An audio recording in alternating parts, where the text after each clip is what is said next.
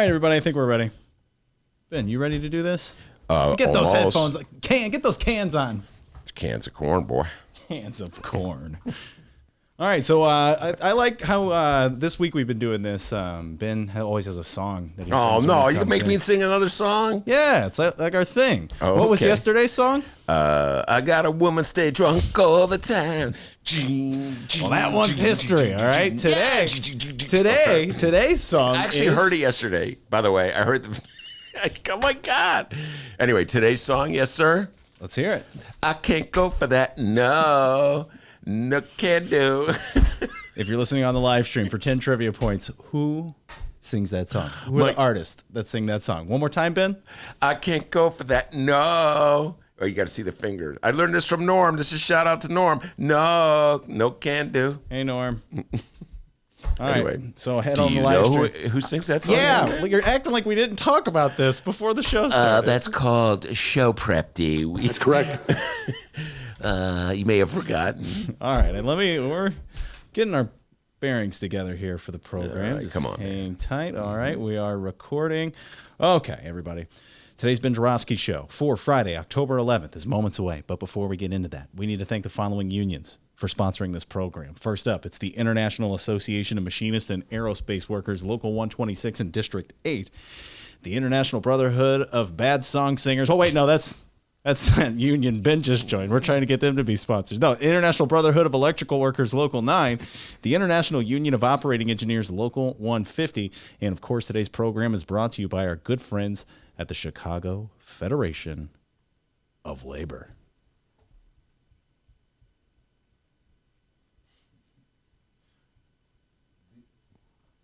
The Ben Joravsky Show starts now. Wait, hold on. Wait, starts now.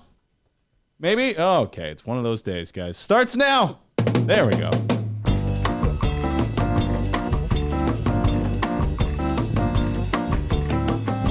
It is Friday, October 11th, and live from the Chicago Sun-Times Chicago Reader Studio on Racine Avenue, this is the Ben Joravsky Show.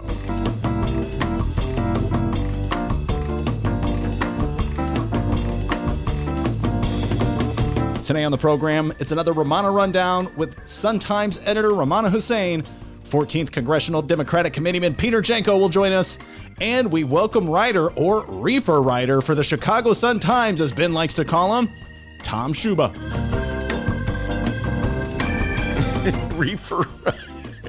And now your host, Chicago Reader columnist, Ben Joravsky. Hello, everybody. Ben Joravsky here. We're calling this Divided America Friday.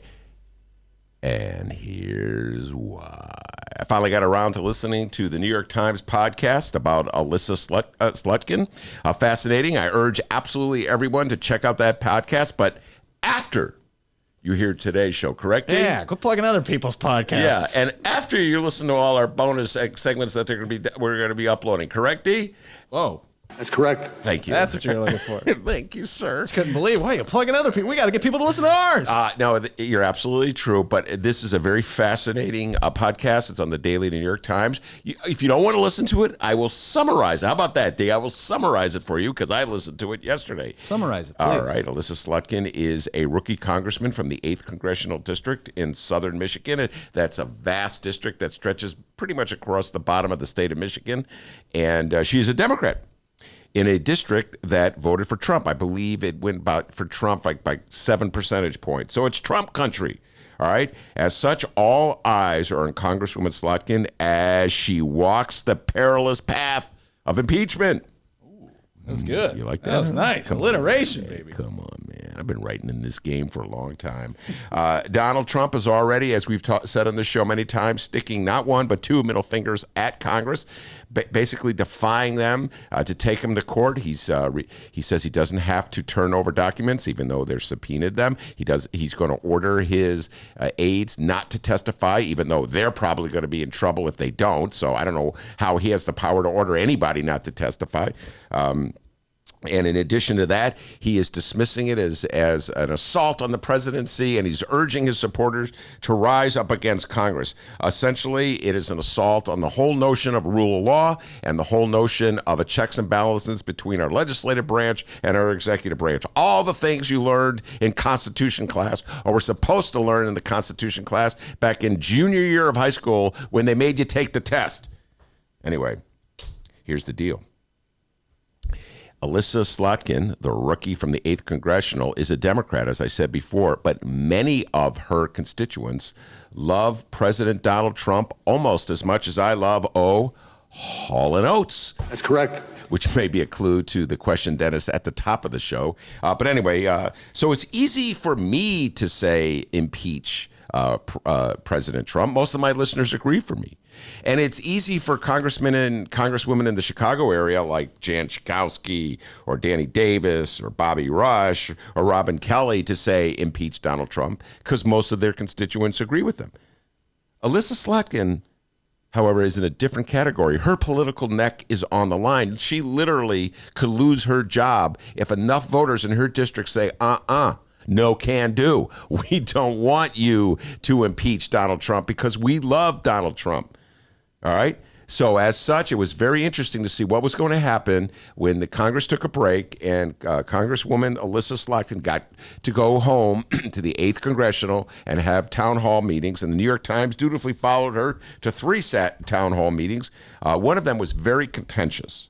It was organized. There was a turnout organized by the local Republicans. Hey, it's all fair game, folks. That's how politics is played. Republicans sent out these emails and notices telling people that essentially calling Slotkin a traitor against the president and telling them that she's a socialist and urging them to show up and let her know exactly how they feel and how much loyalty they have for President Donald Trump. And one encounter went like this. Hold on. I need to take a drink of water, Dean. Please do. Thank you. Which Kool-Aid was that, by the way, that you were drinking? I am drinking the Marianne Williamson Kool-Aid these days, and I'll explain why at the end of this discourse. Okay. You were on fire these days. Yeah, you had the alliteration thing earlier. Yeah. Now you're doing teases, front selling. Oh my! Yeah, and I promise I will not sing any more Hall & Oates songs. Please don't. Okay. Anyway, so one encounter went like this: a man got up and he called it a coup. He said that what Congress is doing is a coup against his president, and that's how he put it: my president.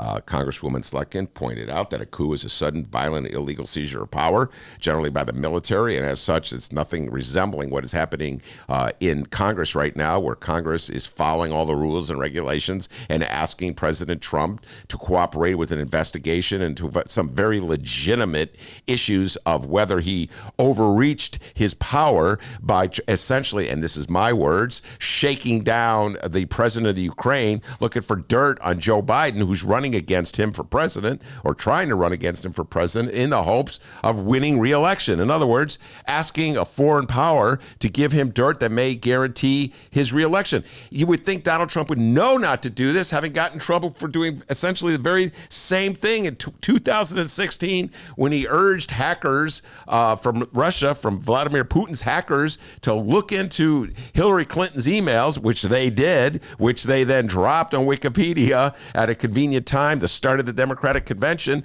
thus perpetuating the fight that already existed between Bernie Sanders supporters and Hillary Clinton supporters, a fight that is still going on, still reverberating in the Democratic Party. So you'd think Donald Trump would have learned this lesson, but obviously the lesson he learned is that if you get away with it, you should keep trying to do it.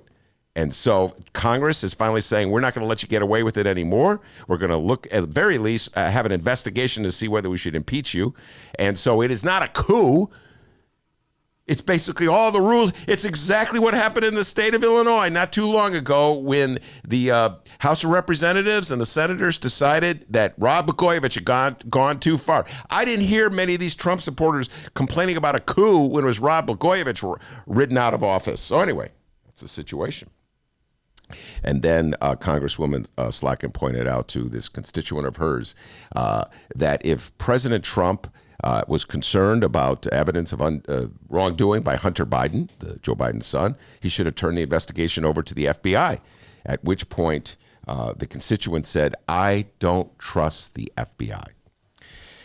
I only trust the president." So here we are, folks. Basically, there's a large contingent of people in America who get their talking points from Donald Trump's tweets. They are willing to blindly follow Donald Trump and his tweets. Now, Donald Trump's messages in those tweets may change day to day. That's okay. They're willing to change from day to day. It's just if Donald Trump tweets it, they're going to follow it. So that's a tough position for Alyssa Slotkin to navigate. And I'm like saying to you right now, she's got a tough road ahead of her. She could be punished. She could be punished for voting for or supporting the inquiry, the impeachment inquiry. She could be punished if she dares to vote for the impeachment of Donald Trump. Like I said, our congressman in the Chicago area will probably be rewarded for doing so. But Alyssa Slotkin is on the line. The larger point of folks is this. I have to hope that the number of people who just blindly, and I mean blindly, follow whatever tweet Donald Trump sends out one day, that number of people is less than the number of people who can defy Donald Trump. Otherwise, we're in a lot of trouble. We're all sort of in Alyssa Slotkin's situation. We got a great show today, everybody. Yes, no indeed. Collusion. Rummana Hussain. Thank you, Donald. I forgot that. No collusion. Rummana Hussain will be here. But Rummana Rundown every Friday in the Ben Joravsky Show. A lot of local news with Rummana today. We're going to be talking about Eddie Johnson. Very interesting stories have been breaking. Eddie Johnson, police chief here in the city of Chicago. What did he know and when did he know it? Why did he keep his mouth shut regarding the Laquan McDonald shooting? We'll be talking about that and other things. Issues of limits of free speech. That's involved in this one as well. Peter Janko, Democratic committeeman from the 14th Congressional District. That's essentially very similar terrain to what Alyssa Slotkin's dealing with in Michigan. It's Trump country. And so Peter Janko is a Bernie Sanders Democrat in Trump country. We'll get a report from him on what's going on in McHenry County, on how the Democrats are faring out there, and some of the local issues. He's got a lot on his mind these days he wants to talk about. So Peter Janko will be here in the middle of the show. And then, as Dennis said, Tom Schuba, the reefer writer for the Chicago Sun-Times, will be stopping by to give us updates on all the reefer laws. Dennis is really excited about this particular segment. Tom Schuba, he's hoping, will be bringing a bong to the studio, but I don't think he will be bringing a bong. Because he's a responsible journalist, D, all right? Just because he covers reefer doesn't mean he's going to be bringing some. But jury's still out if he's got rolling papers. Yeah, rolling papers. So anyway, we have plenty of great political talk ahead of us. But before we do any of that, the young man from Alton, the man they call the doctor, has the news. I am from Alton, not a doctor. I'm Dennis. How's it going, everybody? All right. Happy Friday. Let's find out what's happening in Chicago and or Illinois this afternoon. Actually, let's talk about something that will be happening this evening. Ooh. Yes, 2020 presidential candidate Marianne Williamson is in town. And boy, she's sure getting her Ben Joravsky fill during her visit. She was at Sidetrack last night off Halstead in Boys Town. Ben, share with us your experience of talking with Marianne Williamson. You and Maya Duke-Maspa were yes, Maya and I will be interviewing her tonight as well. She dropped by the town hall. It was a fun town hall. It was sponsored by the Reader. Shout out to Tracy Bain. Good job. And it was right before the CNN town hall that they had, where all the Democratic presidential candidates came out and talked about gay issue, lesbian, LGBTQ issues. And so before the town hall began, the CNN town hall, we had various leaders come on. Our good friend Terry Cosgrove, TC was there from Personal Pack. He told me to put my big boy pants on, and then he, barked out a few orders to me as he generally does. Typical Terry. I'm glad to see he's doing well. And I'm going down the list. Julio Rodriguez was there. Amani Rupert Gordon was there. Michael Zeri was there. Steph Score. Anyways, a great show. And then Marianne Williamson dropped by. Kitty Kurth. Shout out to Kitty Kurth, a publicist extraordinaire who's working with the Marianne Williamson campaign and frequent guest on this show. Set that up. And so we had a little time, just a little time to ask her, to talk to her at all. But I brought up a controversial issue with Marianne Williamson having to do with some of the advice she was giving out in the 80s and 90s during the AIDS crisis. And she came back strong. She counterpunched D. She's not afraid. She came right at me. Oh, man, did that hurt. You got to ask tough questions sometimes, and then you got to be able to take that, Jaworski. Because no one gets your No name one right gets it when right. they first meet you. I'm sure she had no idea who I was. Just think about this, folks. You're Marianne Williamson. You're a best-selling author. You're like on the Oprah show, all right? Kitty Kurtz says, hey, I'm going to take you to this bar. And there's some guy. And she probably says, his name is Ben Joravsky. He's been writing forever. I'm sure it went in one ear and out the other. We show up. She sits down. She's never seen me before. She's never seen Maya before. And I go, oh, yes, about these recommendations you were making, these passages in your books from the 1980s about dealing with the AIDS crisis through loves as opposed through medication. Let's talk about that. She's like, who is this guy? Come here. And then she goes like, no, I feel sorry for Rahm Emanuel. Good. No, she did not say that, folks. She did not, just joking, although she probably thought it. Can't even say she thought it, all right? But anyway, so she counterpunched. She hit me hard. She said it was a setup question, and and she's been probably dealing with this question many times over the years. But the question I felt was very important to ask for no other reason than there was somebody in the audience who really felt in his heart he wanted me to ask it. And because he had a loved one who had AIDS, died of AIDS, I think in the 90s, and so anyway, much involved in programs that help people with AIDS, basically Meals on Wheel programs. So ask the tough question, get a tough response, D. That's how it goes in this business. So that was last night's event at Sidetrack. If you missed it, do not worry, because tonight, round 2. Ben Joravsky, Maya Dukmasova are going to be talking one-on-one with Marianne Williamson tonight. It's going to be at the Cards Against Humanity Theater, 1551 West Homer Street. And no, I'm not doing my Homer Simpson impression, in Chicago. Right off of Elston, kind of by the Hideout. Yeah, it's not far, but I just got word from Kitty that it's filled, so there's no tickets to be sold or anything like that. It's already sold out. Don't worry, Yes. listeners. I say that, but you can also watch it on our Facebook video live stream. Just search for the Ben Joravsky Show at Benny J Show. If you're watching on the live stream now, just do what you're doing, and we'll also be on YouTube as well, the Chicago Readers YouTube page. And What? A&D, it'll be downloaded, right? Or uploaded so you can download it. How about that? On a podcast, huh, big guy? Well, I'm going to record it. I'm going to try and get the best audio possible for tonight's event. And if it all sounds good, which I'm sure it will, I went there earlier, we're going to make it, downloadable for everybody. Both Chicago Sun-Times and Chicago Reader websites will make it a Benny J bonus interview. Several ways to hear this interview. Isn't that right, Robert Mueller? That's correct. Yeah, so it's going to be a lot of fun. And Marianne Williamson, presidential candidate. And also, as I said, best-selling author. She's been around for a while. She's got a lot of opinions about a lot of things. Be asking her about, probably ask her about this, Syria, Donald Trump's reversal in the policy, pulling the troops out. And all of a sudden now there's an attack by Turkey on the northeastern corner of Syria. Probably talk to her about free speech issues and China and the NBA. Probably talk to her about impeachment. What strategy should the Democrats follow in dealing with Donald Trump? Talk to her about the presidential race, why she's still in the race. She could not meet the thresholds to make the next debate. What's next for her on the presidential campaign, and any other questions that pop into our minds tonight. Maya and I will be doing the interview, and it should be a lot of fun. It's Marianne Williamson tonight at the Cards Against Humanity Theater. Check it out on the Facebook video live stream. It's a filled house, so you can watch it on the video live stream. Do not worry. Tell your friends.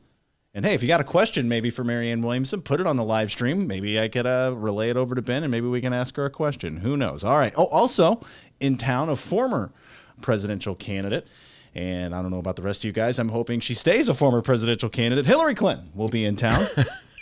Didn't work out the last time. The views and opinions of Dr. D are not necessarily. I saw what happened last time. She lost. It's the same guy. Did you or did you not vote for one Bernie Sanders in the 2016? Yes, I did. Yes, I did. Okay. And I voted for Hillary. A lot of Bernie bros in this room. But Hillary Clinton will be in town today for a private event at the Pickwick Theater. Ben, you ever seen any shows at the Pickwick Theater? I can't remember if I've seen any. Where is the Pickwick Theater? The event will feature a new exhibit, Trailblazing Women of Park Ridge. Oh, it's in Park Ridge. Yeah. I did know that. So, have you been? Have you seen the show? But I've been by it. When you said Pickwick, I go, wow, because she's from that area. Did you know that? Oh, I haven't. That was the next thing I was going to say. That, of course, is Clinton's hometown, and my doctor is in Park Ridge. Wow. Shout out to Dr. Shoemaker. Oh, not a doctor. Yeah. The event will be a bittersweet reunion for Clinton and her closest Illinois friends. All right. So that's going on. Because one of her best friends from high school died not too long ago. So maybe it's a tribute to our memorial to her friend. That's why the bitter and sweet. All right, let's talk some state news. On to our Friday schedule for the Illinois governor. I'm J.B. Pritzker, and I'm not a perfect person. J.B. Pritzker will be at PCC Community Wellness Center today to support legislation to lower insulin costs in Illinois. And then in the evening, he'll attend, no, not the Marianne Williamson event. He'll be attending the Casa Central's 65th Annual Awards Gala at the Hilton Chicago. And Ben, let's give it up. Come on, let's hear it. Let's give a round of applause for J.B. Pritzker because he has made the Forbes 400. Oh. Yes. You almost made that one year, right? The 400 million is who's the brokest guy in the Chicago media? Well, I think Dr. D beats me, but I'm right behind him. Oh, yeah, I am super broke. But he made the Forbes 400. The governor and some Illinois political donors made the definitive list of the world's billionaires. Wow, good for them. Once again, J.B. Pritzker, the richest politician in America. Yes, I believe he is richer than Donald John Trump. All right, moving on to the mayor. This little light of mine, I'm going to let it shine. Chicago Mayor Lori Lightfoot. Let's see. Oh, she's no public events scheduled for Lori Lightfoot. Well, she should be at the bargaining table with the teachers and working out the details of a contract before there's a strike. But I have a feeling, D, that strike is inevitable. All right. Well, we do need to talk about one thing: ride hailing. The following comes from the Chicago Sun-Times of the one and only Fran the Woe Man Spielman. By the way, the Fran Spielman Show is now a podcast. It's audible, no longer a video. It's a downloadable podcast, and we're going to try and throw that actually on as a Benny J bonus interview to share with our listeners. The new Fran Spielman podcast. She talked one-on-one with Janice Jackson of the CPS. That is correct. So, and you know what a great service this is. We'll download that one. We'll put that one. You'll probably be able to get it Sunday night. But Fran interviewed Janice Jackson. I interviewed Stacey Davis Gates from the Chicago Teachers Union. You can listen to both, decide, get your opinion about the merits of the arguments, et cetera, and so forth. So that would be right here in this studio, this little corner of the back of the Sun-Times empire here on the near west side, just around the bend from the washrooms, D. Yeah, she records her show in our studio once a week. She drops it. Janice Jackson. That's a good idea, though, Ben. Listen to our interview with if you're sitting there this weekend and you're like, boy, I'm just on the fence about this whole teacher strike thing. I just don't know how to feel. Well, get the Stacey Davis Gates interview. Give that a listen. Ben talks with her. Always a good time with Stacey Davis Gates. And then get the Janice Jackson interview with Fran Spielman. Oh, compare and contrast, see how you feel. And in between, listen to Joey C. Can I give a plug for Joey C? Go ahead, buddy. Joe Colley. Okay, you're going to need a break from all that heavy political news, folks. Joe Colley, beat writer for the Chicago Sun-Times, covers the Bulls. I know Dennis is usually, no sports talk. But we make an exception for Joe Colley to come in and talk about the Bulls because everybody knows I love the Chicago Bulls. So this is really good. If you just want to learn a little bit about my beloved Chicago Bulls, or some of you out there are able to love politics and basketball. Basketball junkies, this is for you. We have some great stuff coming up. The Fran Spielman interview, Joey C., and the great Neil Muhammad will be in the studio today at 3:30. He's one of our most popular bonus features. We'll be talking about all the national issues with Neil Muhammad, who ran for Congress in the 16th Congressional District and was a contestant on Jeopardy. So there you go. One of the smartest people I've ever met in my life. In fact, every time he comes into the studio, I think, good God, I need to go to college. No, Muhammad is a pretty smart guy. He really is. Good Lord, I am not a smart man. All right, on to the Fran Spielman article here. Mayor Lori Lightfoot said Thursday that she is exploring the possibility of raising ride-hailing fees, but applying the increase to solo passengers in congested areas. Chicago currently imposes a 72-cent flat fixed charge per ride booking on Uber, Lyft, and Via that does not fully support the goals of equity in reducing congestion and greenhouse emissions. Transportation experts from the Metropolitan Planning Council and 7 other groups have told the mayor this information. They've advocated a higher fee in the congested downtown area with a heavy emphasis on passengers riding alone.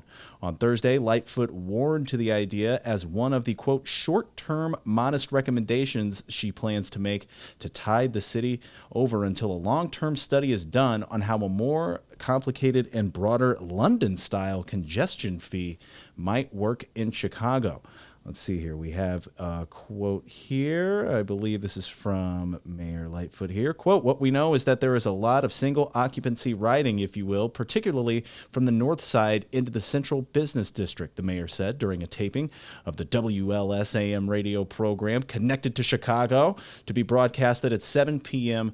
on Sunday. All right. Well, Lightfoot didn't give us the scoop, but Ben, what are your thoughts on this? Well, first thought that pops to mind is that clearly Lori Lightfoot learned a lesson or two from the soda pop revolt that occurred under Tony Preckwinkle's watch about a couple years ago. And so here's the issue, folks. There's two needs that are being met here.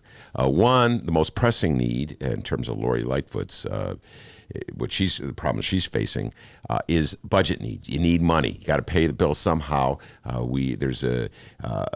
think the estimate right now is $800+ million budget deficit that the city of Chicago corporate fund is facing heading into this next budget season. You got the teachers starting to go on strike because they want a new contract. You're still negotiating a contract with the police and the firefighters. You got pension obligations that Rahm kicked down.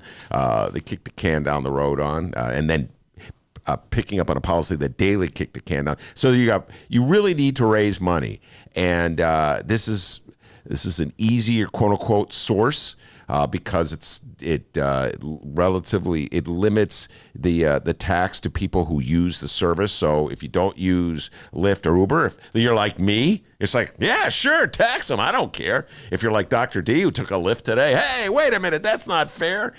So you limit the pain. The problem is in the public presentation. So they're going to go at it two ways. They're going to say, well, the real reason we're doing this is where Tony made her stumble, D. The real reason we're doing this is because we're very concerned about emissions, right? There's too many cars and it's causing pollution. You know what I'm saying? Hell, we're not doing this to raise money for the budget. We're doing this to deter people from getting a loan in a car and driving from Lincoln Park to the Loop. Well, come on, folks. We all know that the real reason they're doing it is because they want to raise money. Just like when Tony Preckwinkle said, well, I'm not really raising taxes on soda pop because I want to raise money for the county to pay our bills. I'm doing it because I want to deter people from drinking soda pop. Well, if you put a tax on soda and you deter people from drinking soda pop by virtue of that, then suddenly you don't have the money you need to pay your bills. Same thing with the ride share. So it's got to be one or the other. Either you're doing it because you're raising money to pay off all your obligations, or you're doing it because you want to change habits and you want to deter people from just popping into a cab instead of riding their bike like Dennis does, or instead of taking the train or bus like Rummana Hussain does, who's our next guest. So if you're doing it to save the environment, that's one thing. If you're doing it to raise money, that's something else. So if you notice the way she couched it, I'll tell you what, Lori Lightfoot, she's learned a thing or two. She's like, well, we're just kind of looking into it, and it could be to save the environment, and if we raise a few nickels and dimes, so be it.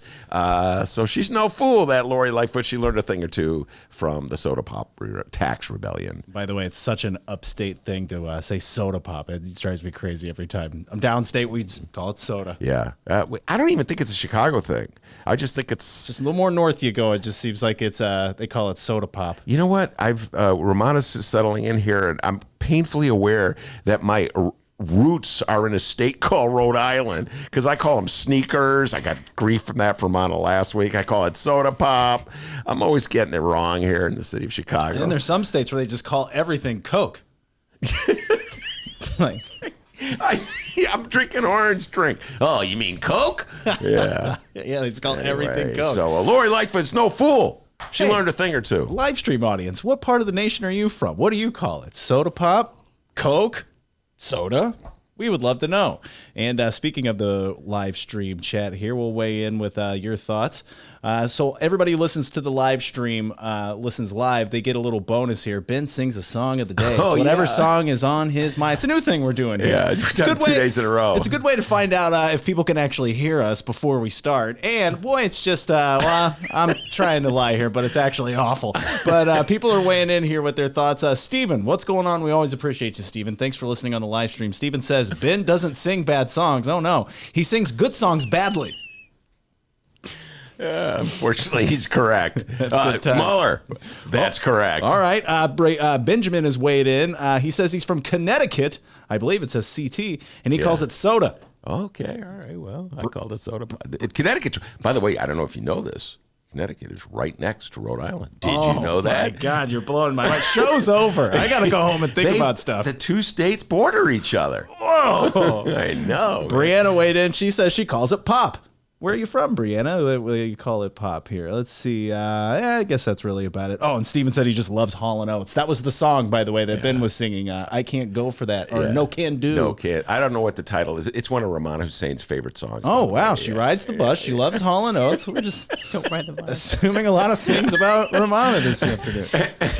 Do you like that song, Rummana? I do like Hall & Oates. But I'm not I love my car.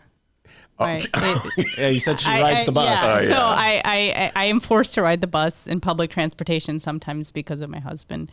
Who loves the bus. She's always on a bus when I'm calling. Or a train. He was, I listen, sometimes when you have to go places, I like wearing certain shoes. I'm like, I'm not taking the train or bus, let's just drive. So yeah, well, I'm telling you, I'm not, I do take the public transportation when I need to, but I drive to work. Do you know the song No Can Do? Yes.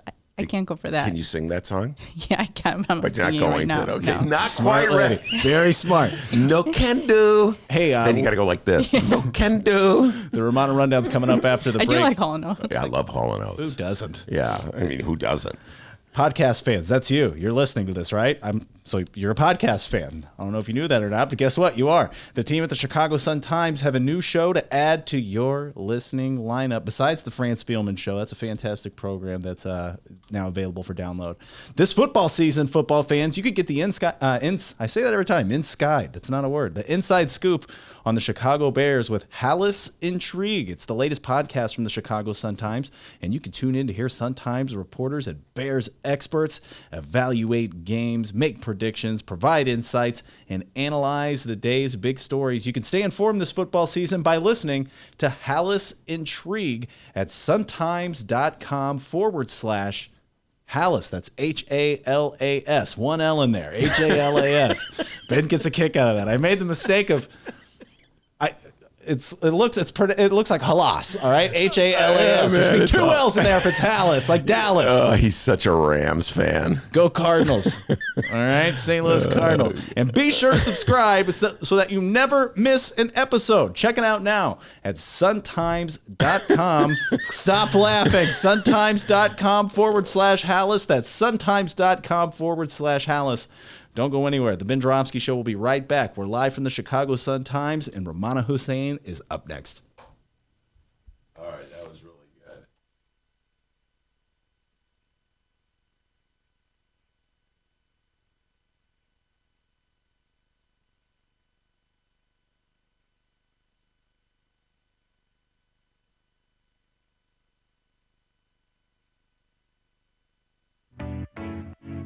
Attention Chicago innovators and creators, 2019 Chicago Ideas Week is coming soon. October 12th through the 17th, this annual Ideas Festival is back, and it's the largest, most affordable Ideas Festival of its kind. They bring in hundreds of thought leaders from around the globe and some local to share ideas and spark action all across Chicago. To get a better idea of what to expect, here's a bit of audio from last year's Chicago Ideas Week with special guest and Chicago comedian Cameron Esposito. Everything that I have ever tried to do has had two motivations. One is I really do believe in trying to create social change, and then the other one is I'm scared and alone too, so I would like for you to join me. You know, every job that I have, I try to make sure to hold the door open. That's like my motto for like if I get through, you're coming with me, and I believe in that wholeheartedly, and especially if I have more privilege than you, like I'm holding the door open for you even wider. October 12th through the 17th, it's 2019 Chicago Ideas Week.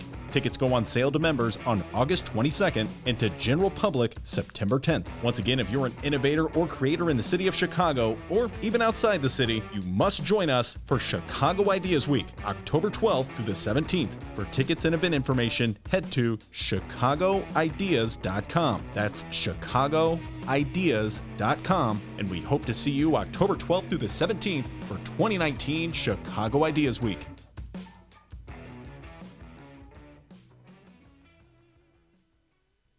Commercial break over. Welcome back to the Ben Joravsky Show, live from the Chicago Sun-Times. Rummana Hussain in the studio, editor from the Chicago Sun-Times. Every Friday, the Rummana Rundown. And Rummana, I'm not even going to ask you to sing Hall & Oates. Just it's good enough to know that you like Hall & Oates. Yeah. So I think anybody that came of age in the 80s did. Even if they don't want to admit it, they like some songs. Private Eyes, I remember being a kid and we all sang that. Yeah. Hall & Oates is one of those that some people are ashamed to admit. Well, they became hip. There was this this movie called 500 Days of Summer that came out a couple years ago, and then they used a Hall & Oates song, then it became hip. Wait, all which these song? hipsters. I don't. You I Make saw My the Dreams movie. Come True. They had this whole dance sequence to it. You know, I completely forgot that. But I enjoyed that movie immensely. But I remember then it became hip to like Hall & Oates. Yeah, that's funny. Well, if the hipsters start liking it, then it becomes cool again. then I usually drop out at that point. That's when I drop out too, but I liked them from before. I think the hanging question here is if you had to pick between one, which one would you go for? Hall or Oates? Oh, which one's the? What's the? Daryl Hall is the one that's saying. I like Daryl Hall. Wait, better. they both sing, don't they? Yeah. Hence the name Hall & Oates. Yeah. I like the shorter guy with the Oates dark with the hair. mustache. Yeah, he got rid of his mustache. Did he? Recently? Yeah. I said Hall is the guy, the blonde, correct? Yeah. Yes. All right. I like Oates. I like them both, but if you had to ask me, I'll take Oates. There you go. I thought you could ask me favorite Hall & Oates song, and as we all know, it's "She's Gone." Right? Everybody knows I don't think that. I like that song. I don't think I like any of their. Please leave the room right now. Over. I don't think I like any of their slow songs. For those wondering, I'm a Daryl Hall man. Okay. I would agree with Nice you. to know that, Daryl. I'm a Daryl Hallman. All right, let's get down to business here, all right? Front page story in today's Sun-Times. And it's an interesting story that it's almost like a parable, if you will. Top cops trust issues. Good headline, love the top cop. With Eddie Johnson's role in Laquan McDonald shooting investigation revealed, black aldermen say police superintendent has lost the public's confidence, written by the great Fran Spielman. Summarize that story a little, Rummana. So It sets up this... oh my goodness! Let's just think about it from Eddie Johnson's standpoint for a moment. You're in a room. You're filled. You're not. And he wasn't police superintendent then. That is correct. Something that He's a junior among the brass. The brass. The brass takes a look at this footage of Jason Van Dyke shooting Laquan McDonald, and they somehow come to the conclusion that it was justified. I don't know what they saw in that footage that would. Yeah, and that's what makes me think, like, if one person says it's justified, do they all feel like they should all say, okay, yeah? And even if they're feeling that in the back of their mind, they're like, am I going to be the one that's saying it? I don't know what these police brass meetings look like, but I'm assuming if 2 or 3 people say it, everybody doesn't want to be the one that says, I don't know. But I don't know. I don't know how you can watch that and think it was justified, but... I don't know, and in a different setting, I've recalled. I go to very few staff meetings, but I remember a staff meeting many years ago. I was with your husband, my dear friend Mick Dumke, and we spoke. We were the only 2 people who were against what the boss wanted to do. This is many years ago, different boss, and we were outvoted. Yeah, and there's definitely some times where you're sitting in a meeting and everybody is kind of disagreeing with what's happening, and you might not say something because it just would be uncomfortable. But then I don't know. Sometimes if something is just so egregious, I speak up. But maybe, I don't know. I think this is something that's pretty serious where I hope that I would say something, but I'm trying to think, like, in certain circumstances when your boss is saying something and then you quietly disagree with them outside the office. So I don't know what happened. I don't know what's going on inside Eddie Johnson's mind, but he wasn't police superintendent then. That doesn't mean it gives him an excuse, but there's definitely a lot of people have questions. Well, and they feel like I think hasn't he said stuff about code of silence before? I don't know. He if said he never saw it. Yeah, I never saw the code of silence. Well, I would say if there is a so code they of probably silence, think this is a type of code of silence Yes. by agreeing and not stepping out of what others are saying. And that's what I think a lot of people mean by the code of silence, where they're just kind of saying, okay, we all agree on this. So I think that's what these the city council members are saying. They're earlier in the show, I was talking about a congresswoman from Michigan who's has the tough situation where she is a Democrat in a district that went for Trump, and so she must decide in the face of angry constituents to vote for the inquiry, the impeachment inquiry, and she's done that. She's facing the fire. All right. So there's consequences for her decision. So it's easy for me to say Eddie Johnson should have spoken up when he saw that video. There's consequences if he does speak up. If he speaks up in a room full of police officers, the top brass, he's suddenly Serpico. He's suddenly the outsider. He's suddenly the troublemaker. He's the guy who is going against the grain and causing problems. If you want advancement in the police department or any institution, you don't go against the grain. So it's a challenge for anybody. Yeah. No, I know. And I'm not justifying what he did, and I can see why these members of city council are angry. Like, they're like, just speak up. But then some of them, you wonder if they would speak up. You know, I'm just saying. I mean, Emma Mitz, wasn't she like a Rom? She take usually, like out of that sentence. Yeah. Wasn't she? She was a Rom supporter. So, you know, she said she wouldn't be able to sleep at night if she didn't say anything. But then, you know, you look at other, you know, policies or other, you know, proposals that were made, and you're just kind of like thinking, did you say anything when that came up? And, you know, a lot of people disagreed. But so I'm just saying, not that that's like apples and oranges, but, you know, it's politics. Some of it is politics. And there's so much hypocrisy with the Laquan McDonald video, because anybody who saw it knew it was explosive. And so at the same time, roughly the same time that Eddie Johnson and the other police chiefs, the top brass, were absorbing the video and its consequences, and were deciding that they were going to rally around Jason Van Dyke.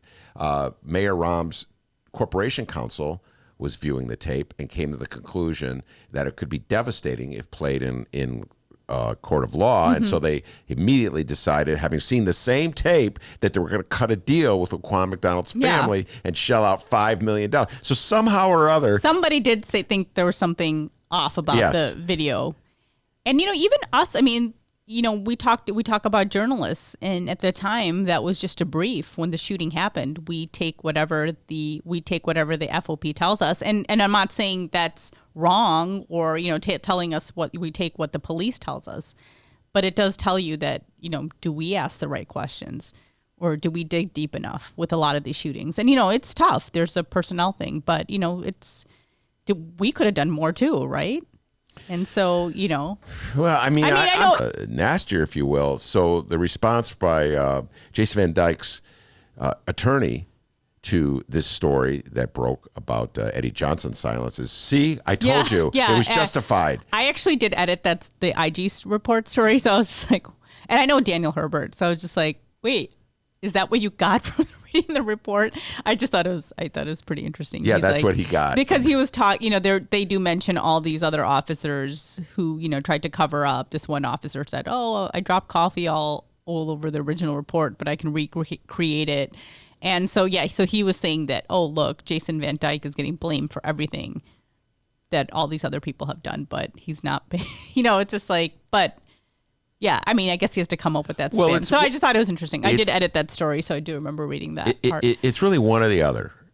Either Jason Van Dyke was within his rights defending himself when he shot Laquan McDonald, which seemed to be the official position of the brass, including Eddie Johnson, that viewed the video, or he went beyond what an officer should do, and he killed a man or in cold blood. It's one or the other. And I can see where Herbert's coming from, because if the initial response from Eddie Johnson and Gary Big Mac McCarthy and whoever was in that room was that it was justified, then they should have stood by Van Dyke. But see, this was it was a political thing at some point. When the public got to see, then it became political. Everybody was pointing the blame at everyone else. I mean, Gary McCarthy got fired because of this. If Eddie Johnson was the superintendent, he would have gotten fired. So essentially now these city councilmen and women are asking for Eddie Johnson to be fired Or to be I know. held accountable. Or held accountable. And I think Lori Lightfoot was on in our story that Fran did. She was on a radio station yesterday, but she didn't address that. Mm-hmm. But she did say that she's trying to push Eddie Johnson to do certain things. She's like, I'm continuing to push him, but I don't think Well, it would be interesting for Eddie to hear what Eddie Johnson has to say. First of all, what was his response when he saw the video, and what's his response now, and what got him to change his mind? If there is a difference, it looks as though it could possibly mean that one more police chief in Chicago loses his position. That's definitely a possibility. There's a political pressure now. Absolutely. And so anyway, that's one we're going to follow. It also gets in limits of free speech in a way. Like, how much freedom do any of us have to speak out against something that our bosses are saying or something our bosses are doing? We do have freedom of speech to say it, but then you do have consequences, and that's what people say. Because people always talk about on the job. But when you have freedom of speech at work, you do have freedom of speech. But with work, you have consequences as well. So I think people do kind of bite their tongues a lot at work. We don't at the Sun-Times. I'm sure those are lively. But we're always, after something happens, we're like, then we're all like whispering. Just happened right now today, but I actually have. You got to see the Sun-Times conference room is just off the receptionist desk, and I'll be going to greet a guest, and I'll see you guys having these meetings in there, and I can't hear what you're saying, but it looks like everybody's speaking out. So there's democracy reigns at the Chicago Sun-Times, at least in their editorial meetings. All right, let's move on to the latest story that in the Sun-Times. It's so recent. It wasn't in my beloved Bright One, home delivered as always, but I read it online. When you mentioned it, I was like, what are you talking about? Because I just came in and started editing stories, and then I'm like, wait, it's not in today's paper. This is about Danny Solis trying to solicit money from Jerry Reinsdorf. Yeah. My worlds collide here. Rummana, I'm a huge Bulls fan, as everybody knows. Jerry Reinsdorf owns the White Sox and the Chicago Bulls. I always forget that. I always think he's just with the Bulls, and then I remember he's with the Sox, Well, that's because you're a Cubs fan, right? Okay, he's like this. You barely even acknowledge that the Sox exist, let alone that they have an owner. All right, fill folks into what Tim Novak, ace investigative reporters, come up with here. So there's this development group, and one of the co-owners of this development group is Jerry Reinsdorf, I believe, and it's called the Michigan Avenue Real Estate Company or Group, and they had a $40 million apartment complex that they wanted to put on top of Carmichael's, which is a couple of blocks or a block away from the United Center. And that's in Danny Solis, former Alderman Danny Solis's ward, 25th Ward, correct? And they were seeking the approval of this project. And the project wasn't approved, but Danny Solis had asked, he was wearing a wire, and it turns out that he was asking these guys, I don't want to say shaking them down for money, but asking them for campaign contributions. And it turns out there was 23 campaign contributions by people tied to Jerry Reinsdorf and this company. Mm-hmm. And I think it was altogether, it was like $79,000.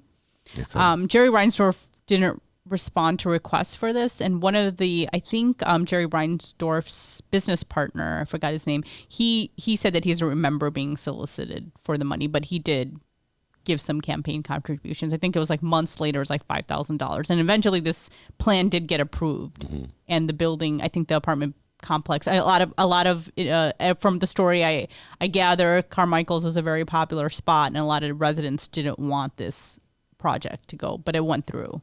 And Danny Solis got all this money. Yeah, well, the got contributions. A couple interesting points. One, and are you going to talk about the fact that his aide was telling him, you might not want to do this because while this deal is going on. But he said, he kind of brushed him off, didn't he? Yes, it's all in Tim Novak's story. The aide was advising Danny Solis not to push too hard on this because a lot of attention is focused on this now, and Danny was bold and aggressive in going after the donation. One of the interesting asides I found in the story was a quote. I can't remember the gentleman's name, but it was a developer saying, brushing aside the notion that there's a quid pro quo involved here, and it's some parallels to Kim Fox. We'll get to that. But brushing aside, saying all developers give to aldermen. It's like a routine expense. Yeah, part of me was thinking, isn't this the way how business is done? Probably, or a lot of aldermen think they think it's fine to do this, don't they? They're like, you scratch my back, I'll scratch yours. It's Yeah, to the public, this seems unethical, but I bet this is the way business is done in a lot of places. And Danny Solis probably thought he was untouchable. And so there's, I guess there's that line that you cross, like apparently Rod Blagojevich crossed it, where you're making it's a direct quid pro quo. Yeah. You want this, you got to give me that. Yeah. So if you're a little more subtle about it, okay. This is more like, I'm looking for campaign contributions. Yeah, and you're not directly saying, well, if you do this, then I will approve your project. And the similarity to Kim Foxx, we may have talked about this last week, I can't recall, but Kim Foxx, of course, state's attorney, it turned out that she had taken campaign donations from Dan Webb, who has been appointed by a judge to investigate Smollett Gate, a favorite topic of conversation when Rummana's on the show. And then Dan Webb was essentially, he didn't know about it, and what it came out is that his law firm, they basically were passing a hat among attorneys. And it was a normal thing that they do at that law firm. And I'm like we discussed, it's probably very common for all those top law firms to give money to a lot of political candidates. Yeah, it's normal in quotes. It's the normal things in Chicago politics that are often the most upsetting. Speaking of Smollett, I don't know if it's Law and Order, but one of those shows, it might be Law and Order, but they had an episode that aired yesterday that basically used the Jesse Smollett story as the storyline of his show. I didn't see it, but it was about a celebrity that, said that he was attacked. So I think they used the storyline from Jesse Smollett yesterday, I think. The reverberations of that one. We have no new updates on Smollett Gate, but folks, when they happen, Rummana, Hussain will talk about them. All right, Rummana, it's that part of the show where we do Rummana's recommendations. What do you have to offer up? I think I'm going to watch. I know what I'm going to do this weekend when my husband's not watching, but because he's not going to watch it. But I'm going to watch El Camino. Oh yeah, the Breaking Bad. Yeah. I'm a big Breaking Bad fan. I thought that show was awesome. I think it was the same. I think if I like The Wire, and I think Breaking Bad were the two more recent shows that came out in present day that I thought were really excellent. I don't know if you saw the show. Did you watch Breaking Bad? I've seen about 2 episodes of Breaking Bad, and that was enough. You're like Mick then. Yes, he in told many me, ways I am. I don't know if you watched it, Dennis. Oh yeah. Oh, you kidding? I got to a point where I watched it, then I realized every episode would be kind of like Jesse, Jesse. Yeah, well, he'd be like, "Oh man, my life's real hard. My girlfriend left me. I got kicked out of the house," and then Walter's like, "Shut up, let's cook." That's what I think about. Like Walter turned into the jerk. Yeah. Could you do your Walter imitation one more time? Okay, I'll do it a little better too. All right, so Jesse, what's his name? Jesse Pinkman. Yeah. Oh man, Walter, my girlfriend kicked me out of the house. I got no money. My mom, she won't answer the phone. Mr. White, he'd call him. Shut up, let's cook. Yeah, shut up, let's cook. Well, that's the thing. He was like a nerdy chemistry or science teacher, high school teacher, and he just became a badass drug dealer. And Ben actually became a fan of the spinoff Better Call Saul. Oh, I love that. I watched that too. That's my favorite. I love Better Call Saul. But you have to watch the show to get a lot of the characters. Yeah. Like now, especially now. But anyway, so this show, El Camino, is basically, it came on Netflix today and it's gotten pretty good reviews. They said Breaking Bad fans will like it. So it picks off after the last episode of Breaking Bad, which I'm sure I'm not giving away anything by telling most people who watch the show. So Walter White dies at the end. Peter Janko is outraged. He hasn't seen the show. He's mad. And Jesse, I don't know if Jesse Pinkman shoots him. He might have. I forgot. But anyways, it was a couple years ago. But anyway, biggest spoiler on our show ever. So everybody watched it. So it was trending on Twitter when it came out. I remember. So anyway, this follows Jesse Pinkman's life after that. After it picks up to see what happened to him, and most reviews are saying it's good. They say Breaking Bad fans will like it. They said it doesn't really add to it, but they said it'll like everybody will be happy to see it, and it's gotten pretty good reviews. So I know I'm going to watch that. I'll probably watch that too. Did you watch Hustlers? Oh, come on. I did. No, because you told me I watched it last week too. I said, where'd you see it? What movie theater? We saw it at the theater right by our place, the 400 Theater. Mm-hmm. I thought it was good, but I didn't think it was a 4-star movie. I thought it was 3. Oh, 2 thumbs way up for me. I loved it. I love J-Lo and Constance Wu. They were both really good. And I went to see it at one of my favorite movie theaters. Evanston? No. Well, I love Evanston. Oh, you went to the one... It's Skokie Theater. I love going to that theater. It's the one in Niles you went to? I don't believe it's Niles. Around the corner from where you got married. I think it is or Skokie, technically. I think it is Skokie. Yeah, I like that theater, too. And I urge everybody, I'm going to go see Dolomite. Oh, you have to go to the south side. Yes, There's only 2 theaters. 2 theaters. But it's going to come to Netflix, and it's been getting rave reviews. It has been getting rave. Sergio Mims was giving it 2 thumbs up on our show on Tuesday, so I'm going to go see it this weekend. All right, very good. Rummana Hussain, I know you got to get back to that desk and edit there was more nobody story. there when I left, so. Let's hope it's all cool and calm until she gets back there. Peter Janko, the pride and joy of the 14th Congressional District, the committeeman from McHenry County. He's going to update us on all the news from out that neck of the woods. And also, I'm going to ask him, what's the status? How are the Trump voters in McHenry County dealing with impeachment? Yeah, I want to know, because we were just talking about what's happening in the 8th Congressional District in Michigan with Alyssa Slutkin. She's under the gun from some of her pro-Trump constituents. So we'll see what's going on in McHenry County when we return. Brought to you by Hall & Oates. Did you know that 40% of the people in Illinois opt to be cremated? Well, it's true. And Chicagoland Cremation Options honors their wishes by providing cremation services directly to the general public. Chicagoland Cremation Options provides an affordable, ethical, and easy cremation arrangement, whether in person or online. Save thousands and streamline the process by going directly to Chicagoland Cremation Options. It's a family-owned business operated by my good friend, Douglas Klein. Here's how you reach them. ChicagolandCremationOptions.com. One more time. ChicagolandCremationOptions.com.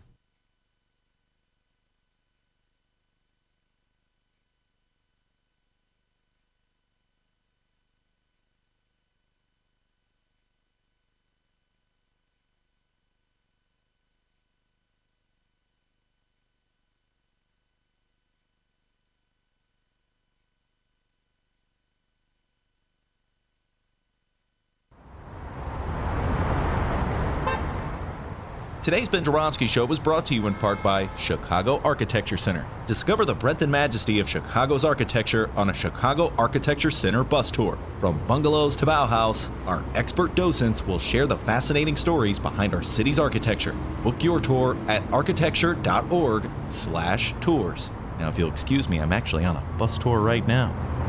Oh my, look at that wonderful piece of architecture. Get a special discount for Illinois residents from July 15th to August 15th. All Illinois residents get 50% off select walking tours. Visit architecture.org/IL-resident.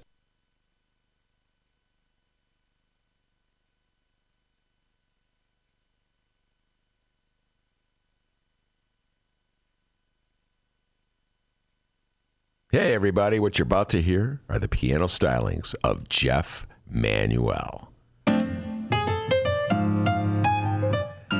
Man, listen to Jeff go. Jeff Manuel has been playing piano around Chicago for years.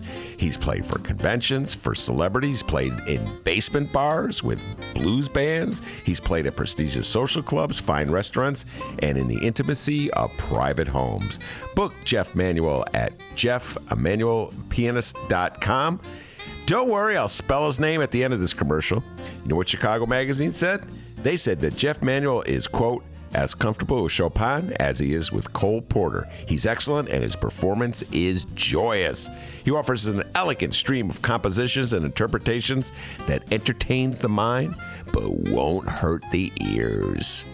To hear more of Jeff Manuel's work and to book Jeff for your next event, go to jeffmanuelpianist.com. I'm going to spell it out for you, people. J-E-F-F. M as in Mary, A, N as in Nancy, UELPIANIST.com. Take it away, Jeff Manuel.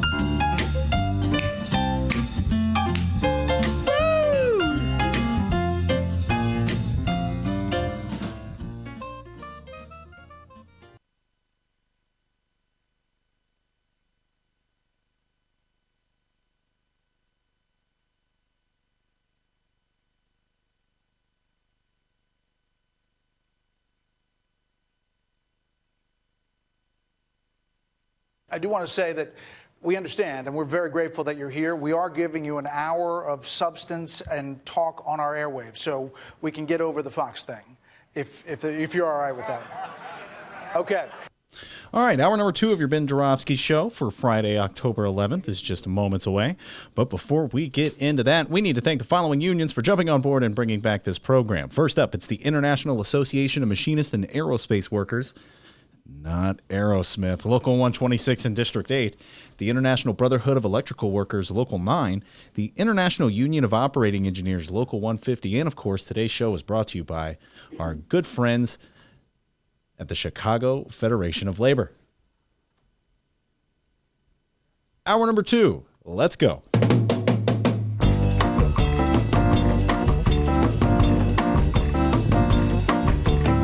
Thank goodness it is Friday, October 11th. And live from the Chicago Sun-Times Chicago Reader Studio on Racine Avenue, this is the Ben Joravsky Show.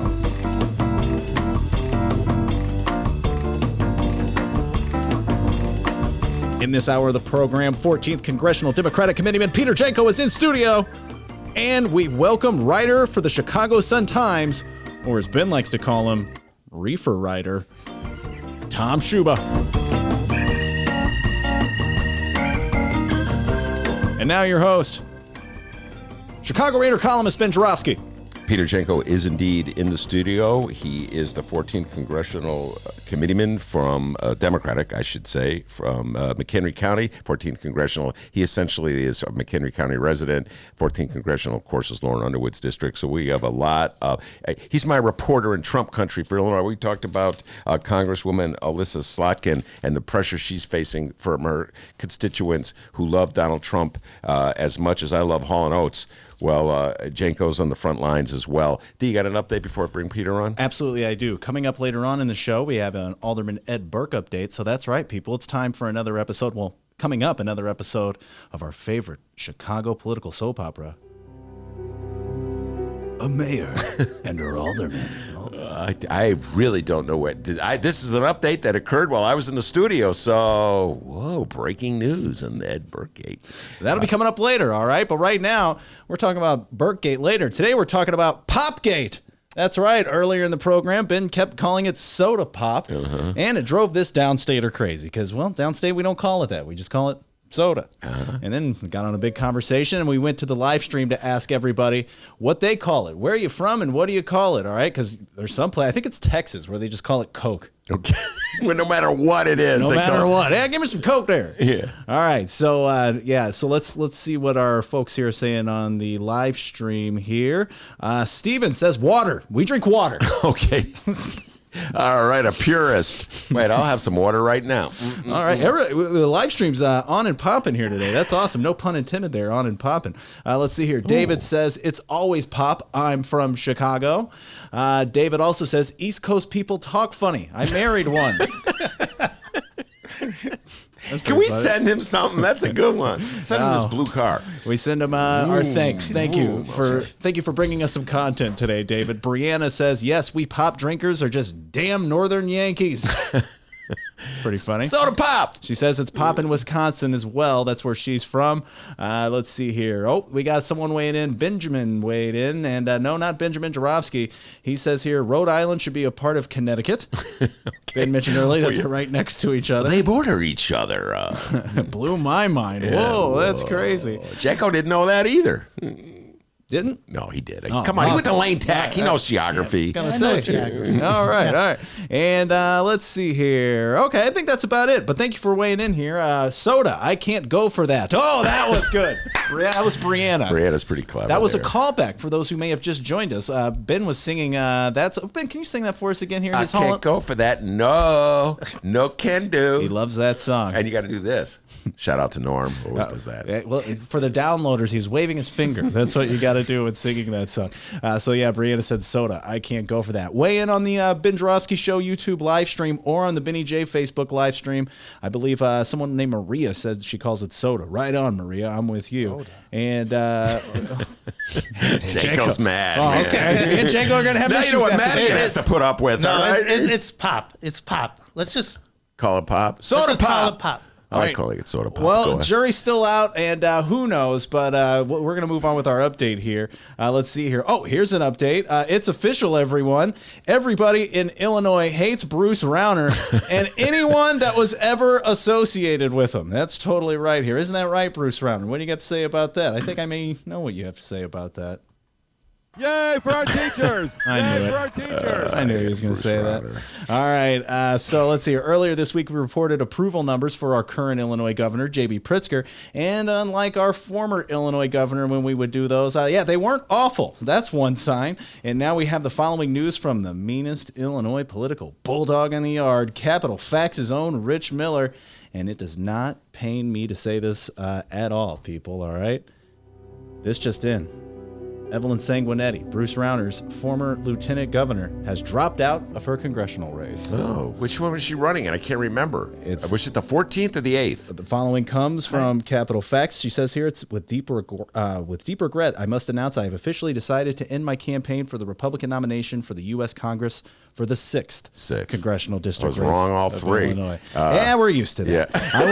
I want It's hard to keep track. It's hard to I get my numbers mixed up. Actually, if you add 8 and 6, you get 14. I don't know why I'm saying that. I mean, there's like 8 people running against in the Republican primary to go against Lauren Underwood. Yeah. At the last count, I don't know how many more are going to jump on board even. Yeah, so I guess it's understandable that I got it confused. She goes on to say, I want to thank everyone that supported me through volunteering, which is probably none of our listeners, financial contributions, and words of encouragement and support. I'm sorry if this announcement lets you down. No, it doesn't. No, Evelyn? it doesn't. By the way, there was an article in the Sun-Times by Tony Preckwinkle meeting the editorial board of the Chicago Sun-Times talking about the shortages, funding shortages, Medicaid shortages that the county is dealing with in lieu of cuts by Donald Trump and Bruce Rauner. And when the reference came to Rauner, Tony Preckwinkle said, quote, bless his rotten heart.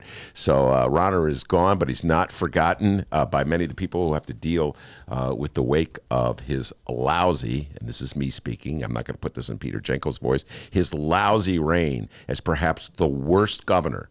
And I know there was a Blagojevich, but I still say Rauner was the worst governor that I've ever lived under since I moved to the state of Illinois back in 1966. Peter Janko, welcome back to the show. Thank you for having me out today. All right, now you have two mystery guests, and we're going to bring on the first one before we bring on the second one, who has Bernie updates for me from the 14th district, which I'm loving to hear.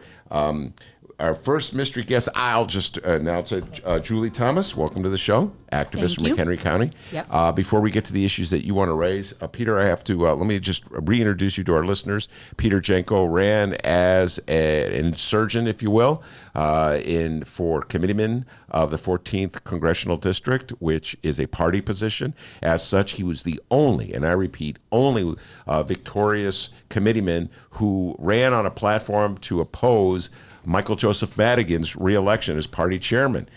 Quite a standout that was. Madigan, in his effort to win over Peter Janko's vote, said, I'll do whatever you want. Janko said, all right, come with me on the Ben Joravsky show.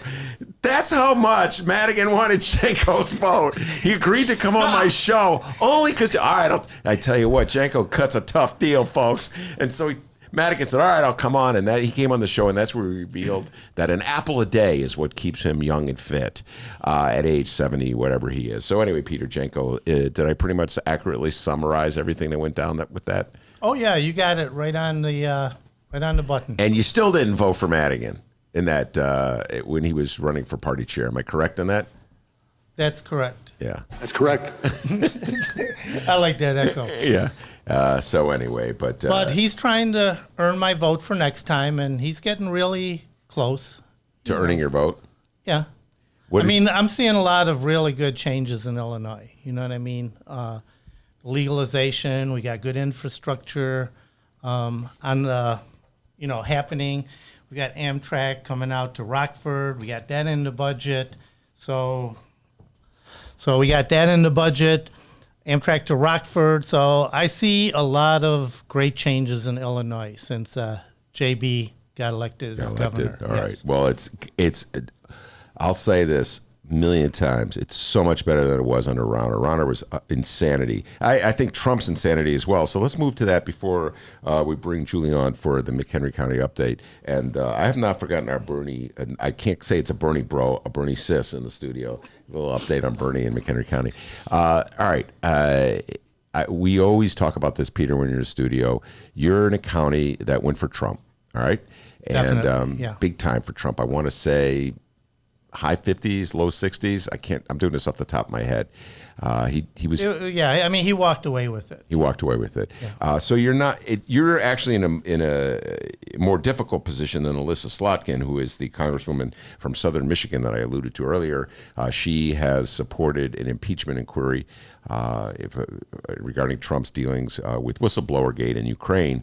And as such, when she came home to her home district in Southern Michigan, she had some very contentious hearings with her constituents who love Trump very much and feel this is a coup. Their words, not mine. I don't believe it's anything remotely resembling a coup, but only somebody who really loves Trump a lot would say that. So what's sort of the temperature out in McHenry County? People feel as passionately for Trump there as they do in Southern Michigan? Yeah, I kind of believe so, and we found that out at working 2 county fairs, one at McHenry and one in Boone. And there's this narrative that's going around in progressive circles like, oh, well, we don't have to worry. The youth, the younger voters are all, oh, I'm all for socialism and all that stuff. That's not what we're seeing by us. We see millennials out there. They're Trump voters. They've been conditioned all their lives by their conservative parents. So this whole thought about, oh, well, we just have to wait for these old white guys to die off, I don't think that's going to work that way. In other words, the next generation is already going to Trump, at least out in the red areas, the youth. So what do you think the message that Democrats should have to confront the Trump support in your neck of the woods? I think what Democrats need to do is they start needing to focus on the issues of working families. I mean, student loan debt is a big deal, so that's one of the things I put on my platform, free community college. I'm selling it as an investment. A lot of people, conservatives, they say, oh, that's like another form of welfare. It's a handout and all that stuff. It really isn't. It's actually an investment in the economy. And depending on, which county, city that's funding it, the average seems to point to a 6-year payback on the tuition subsidies, because after that, they make more money, so they pay more in taxes. They spend more money, which goes into the sales taxes. They make more money. They can afford to buy homes. So we have to look at it as an investment, not a handout. Some people say, well, you know what? We have to means test that, and because we don't want to send rich kids to community college. I said, no, rich kids don't go to community college. So, I mean, it's a problem that doesn't And what exist. about health care? Is that a pressing issue? Healthcare is a huge issue. As a lot of you that know me know, is I also lead a group called Our Revolution Northern Illinois, which has been advocating for Medicare for all for quite a long time, probably before even Bernie put it in the public spotlight. So I had people ask me, say, well, Pete, you're running for state rep. What do you care about Medicare for all? It's a federal issue. And I says, no, it's a state issue. And I said, no, you're mistaken. Medicaid is a state issue. And I says, no, Medicare for all is a state issue, because if we had Medicare for all, Medicaid could go away. We have something numbers are kind of fuzzy, but somewhere between 22 to 24% of our current state budget goes to Medicaid. And then there's all kinds of indirect stuff. So, I mean, we might be paying 30% of our state budget by the time you figure what we pay for pensions, our obligations. So imagine what that would do to Illinois' fiscal health if we had Medicare for all. Oh, absolutely. I'm 100%. The frustrating part about these debates, both fronts, Peter, the issue of college tuition and who should pay for it, and how much our government should subsidize of it, and the whole issue of health care. This is Donald Trump. These are issues, as you correctly point out, that affect people in McHenry County, Trump country, affect people in the 8th Congressional District in Michigan. We'll be talking about that a lot today, or I've been, also Trump country. And yet Donald Trump doesn't have to do anything on either issue to win people over. All he has to do is tweet something out. Donald Trump has, on the issue of health care, he's blowing up what little safety net there is with Obamacare. He's got his lawyers in court in Texas trying to blow up Obamacare. So it's a little unfair for Democrats like yourself who are running in Trump country. You say, well, I have the right stand on the issues, and all Trump has to do is tweet out, witch hunt, hoax, and all the little Trump heads out in McHenry County are like, oh, well, if Donnie tweeted it, it must be so. So it's real difficult, don't you think? Yeah, and I mean, even in our local offices, I mean, some of the municipal officials, some of the county officials, they're hard for the cuts. They feel they feel that it's a duplicate service, and we really don't need it. And what they mean by calling it a duplicate service is we do have Pace Bus and we do have McRide. Both are good services, so I'm not going to knock them at all. But because they are so overrun with people riding the bus, not just senior citizens and disabled, they have people who take the bus every day to work and everywhere else they need to go, where it is very hard when you call for a Pace Bus, and they do recommend that you actually call 2 weeks in advance. You don't know 2 weeks in advance, but they recommend that you call at least 2 weeks in advance.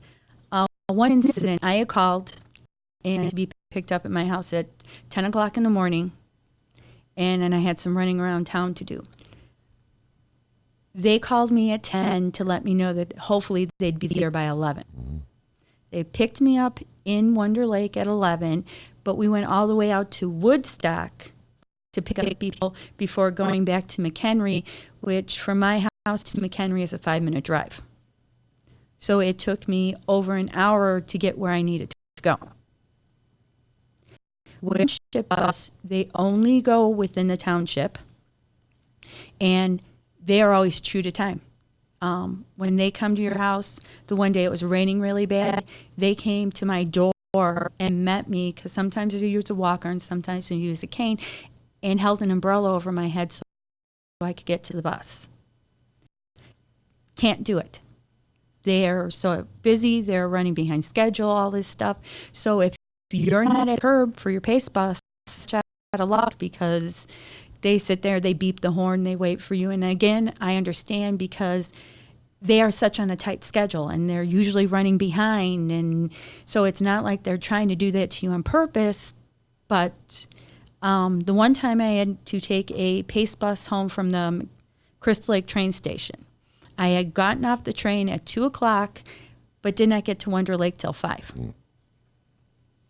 So do you think there's any chance that the township, that McHenry Township, will this policy be reversed? They'll bring it back? Here's what we've been trying to do. There's a group of us who are trying to save our township, because now we're also fighting for our township, but we're fighting for the buses. So what we did,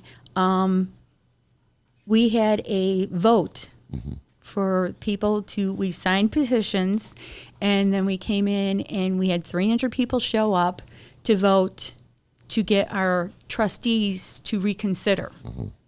And at that time, we also voted to put on our March ballot to have this as an advisory suggestion for them to put our buses back in service. So when we had this special meeting, we had 300 people show up. We had 274 vote in favor of keeping our buses and 2 that were against keeping our buses, or getting rid of the buses. From there, we kept it going petition-wise. The next county, or the next township meeting, they voted, and of course the 3 gentlemen who don't want the township to continue kept to their guns and refused to put the buses back on. Our buses were supposed to be ending on November 30th of this year. The next town meeting, a special town meeting that they called, was to, as the buses end November 30th, they wanted to take all the funding out of the buses and move it so that the buses couldn't continue any way whatsoever. And they voted, and of course that passed, but they needed to publish it for 30 days, then have another township meeting, and it was going to take a while. Well, in the meantime, we did another petition vote, and we got our petitions all signed and everything, and then we came in and had another special meeting, and 247 people voted in favor of being able to move the money for the buses into a special fund so that our buses would actually stay through March when it's on the ballot. I see. So March, it'll be a showdown ballot referendum on this issue. And I got to think, Peter, that well, maybe I'm wrong here, so you help me out. You know McHenry County better than I do, that most people in McHenry County would want this service to continue. Oh, that's for sure. And yeah, I mean, I've attended some of these meetings. I've talked to people, and so I've gotten involved.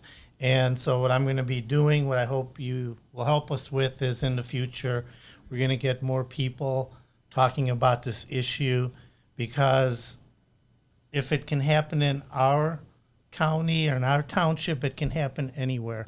And I don't know. I'm going to look into it as far as if there's some state help, some intervention, maybe special grants or something. But I mean, like right now, we've got a lot of wonderful people, and I kind of like compare this to, we sit together, everybody's got a certain thing they're good at. My thing is kind of like lobbying.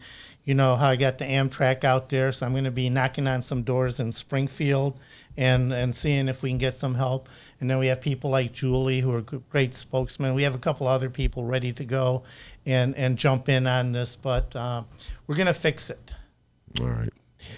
That is Peter Janko. We have Missy Funk here from will give us an update on Bernie's campaign, the Bernie Sanders campaign, in the aftermath of his heart attack in McHenry County. We're going to take a break.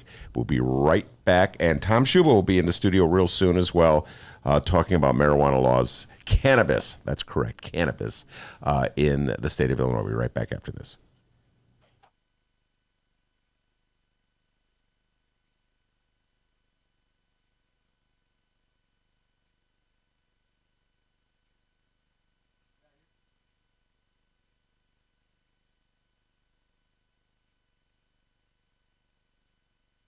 Chicagoland's adult entertainment playground. It's the world-famous Admiral Theater, 3940 West Lawrence Avenue. The Admiral is homegrown from Chicago, and it's the most conveniently located club in all of the city. 15 minutes from the O'Hare Airport in downtown Chicago Loop. Voted Chicago's best strip club, the Admiral has showgirls galore and a variety of adult entertainment shows. The world-famous Admiral Theater, open every day from 7 p.m. to 6 a.m. 3940 West Lawrence Avenue. For events, showtime, and other information, visit AdmiralX.com. Must be 18 years of age or older to enter.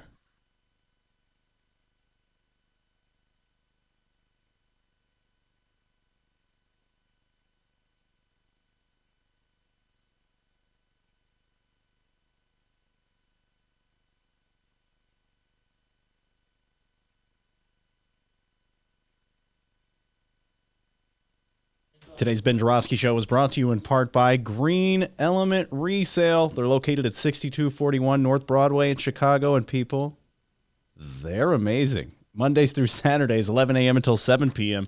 Sundays, 12 until 7 p.m. And you can find more information about them at greenelementresale.com. They're located off Broadway, right between Devon and Granville. So if you're ever in, stop by, tell them thank you, because they support the Ben Joravsky Show. I'm looking at Green Element Resale right now. There's several pictures posted on greenelementresale.com. I'm searching here. I'm going to click on a picture and tell everybody what I see. Better get it while it's there. Let me look here.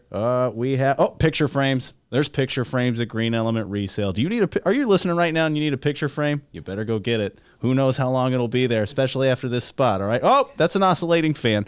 Who needs an oscillating fan? Do you? If you're listening, you better go to Green Element Resale right now and get that oscillating fan. I mean, summer's over, but hey, you never know when you need an oscillating fan. A snare drum. There's a snare drum. at greenelementresale.com. Ben, what's so funny? I could use a snare drum right now. You too. Because I want to sing, play it while I'm singing Hall & Oates.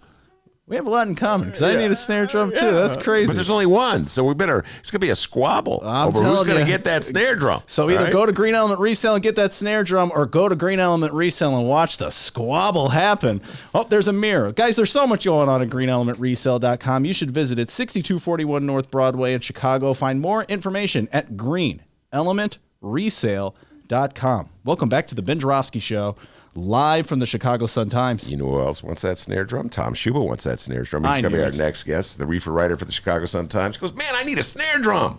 Good God, you never know when you need a snare drum. But before we bring Tom Schuba on, I want to talk to Missy Funk, Peter Janko, one of his allies out in McHenry County. Missy, welcome to the show. Hi. Thanks for being here. I know you're a big Bernie Sanders supporter, and we've talking a lot about Bernie Sanders in the last week. In the aftermath of having a heart attack, what his supporters are thinking, what his supporters are going to do, which are they going to stay with Bernie? You have any questions about his health? I know he was not at the town hall last night. Mm-hmm. He was unable to participate in that, but he says he will be at the debate, which is next Tuesday. So what's your just general thoughts, start off that, Mr. I know you're a big Bernie Sanders supporter out of McHenry County. What's your general thoughts about the state of the Bernie Sanders campaign? I think a lot of the middle class can understand what's happening with healthcare in general, and a lot of people have had that procedure, and they know they're good to go after that. It wasn't a quadruple bypass surgery, which would have kind of incapacitated him. So I think he's fine. I think a lot of people think he's fine. And yeah, we're going to keep going. And so talk about what it is about Bernie Sanders that resonates in McHenry County. This has been a debate that we've been having on my show forever, it seems like. How would Bernie have done in Trump country had he run against Trump? So what are Bernie's strengths in a community, in a district like in your neck of the woods? I think common ground, like Medicare for all, I think is actually a really big deal. And Trump and Bernie were both going with the same process when they were doing their speeches, mentioning that the middle class has been forgotten, our jobs are being outsourced, and it's just things like that it resonates with people. And when we were at the county fair, the Trump supporters were very appreciative of us paying attention and just not dismissing them. Because that's a common thing, is you're wearing that red hat and it's like, nope, can't talk to you. And that's not how you win votes. That's not how you change minds. You have to have a good conversation, and healthcare is a big one. Do you think that there's a way that Democrats can change minds? I was talking earlier about the attitude that some Trump supporters have where they consider the impeachment inquiry a coup. They feel it's a coup. It's as though the Democrats are trying to take back the government from them, like it was like a bunch of generals conspiring, and they're going to have a overthrow of the government because they want to undo what went down in 2016. So how can you talk to people who, if that's their general view of things?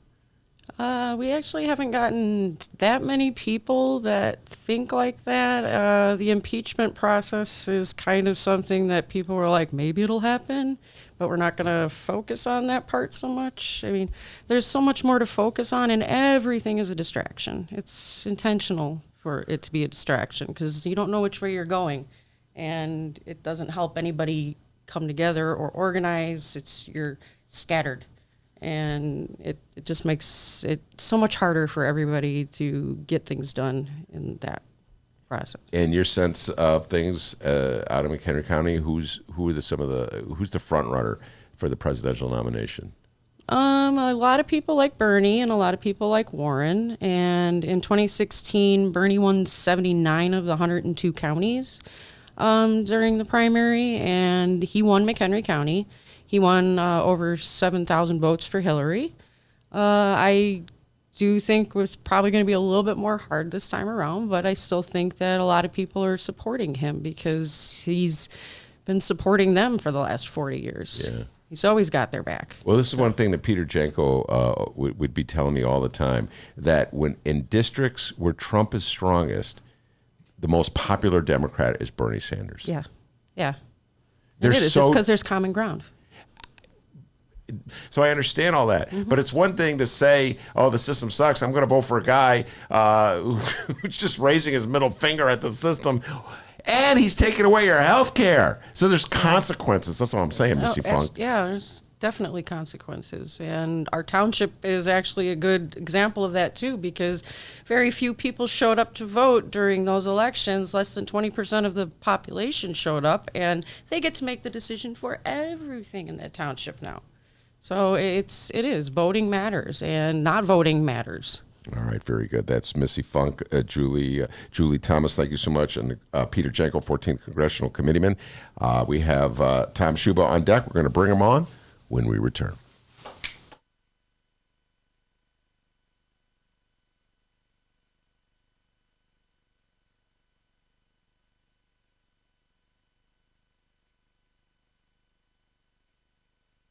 The secret to being a good debater is devotion to the truth. Not winning the argument, but telling the truth, and I think that's what I've heard from voters. And if you can't do that, fake it.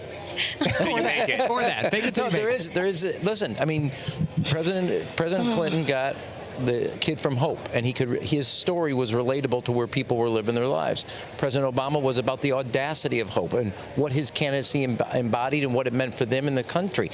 And it is very important to relate to people and be relatable, where they can understand what is in here. They're going to pull the hood up, and we've seen it, all of us who've been helping candidates or run ourselves. People are going to, the voters that are watching tonight and thinking about becoming Democrats in this upcoming election, they're going to see what moves this. Not just the ideas, but what motivates that idea. Not just what that policy is to that problem, but why do you want to care about that? Why did you put that at the top of the list?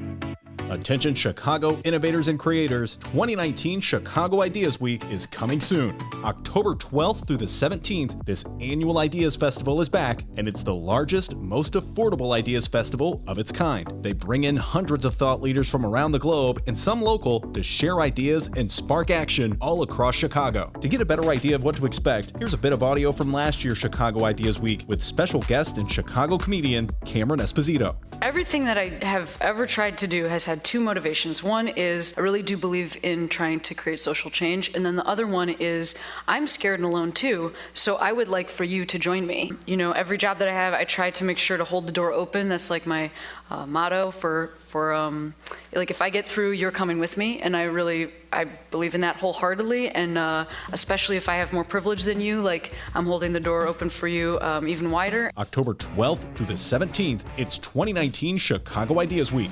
Tickets go on sale to members on August 22nd and to general public September 10th. Once again, if you're an innovator or creator in the city of Chicago or even outside the city, you must join us for Chicago Ideas Week, October 12th through the 17th. For tickets and event information, head to chicagoideas.com. That's chicagoideas.com, and we hope to see you October 12th through the 17th for 2019 Chicago Ideas Week.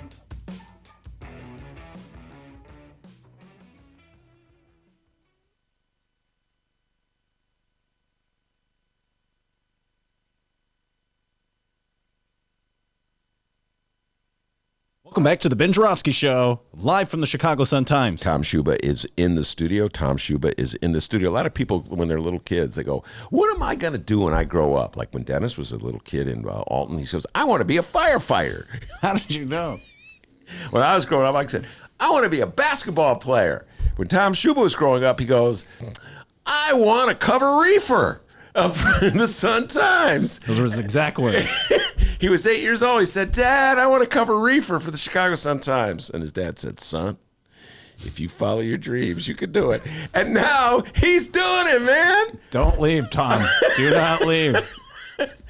Anyway, welcome to the show, Tom Schuba. Hey, Ben, how you doing? The funny thing is I always did want to be a reporter, but we were a Tribune family, so I always wanted to write for the Tribune. My mouth just fell. You were a Tribune family? Well, you're young, so the Tribune wasn't the Tribune. I don't know if that makes any sense. My dad worked for the Tribune briefly when the Tribune was the Tribune a couple of years ago, selling ads.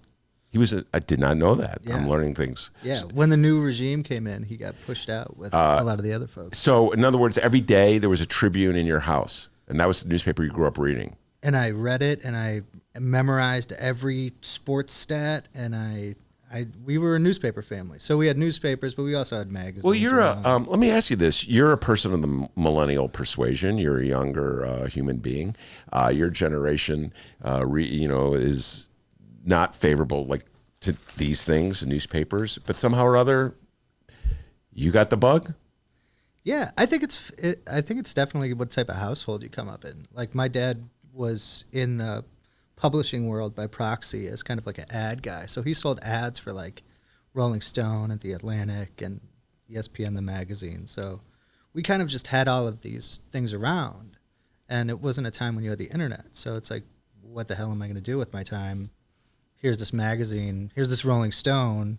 Who's this dude on the cover? Let me read about him. So it was kind of just like the stuff was there for me, sitting in front of me. By the way, when people hear the name Schuba, they or many people, I shouldn't say all people, they think about a club in the city of Chicago. Are you related to that club? Yeah, so that was my dad's club that he ran with my uncle Mike, that they started in 1988, I believe, and has been, a staple of Chicago's indie music scene since then, that I've spent many years working at as a doorman and a barback and a host, but my pops sold it a couple years ago, actually, to kind of this big, well-funded investment group who said, like, name your price.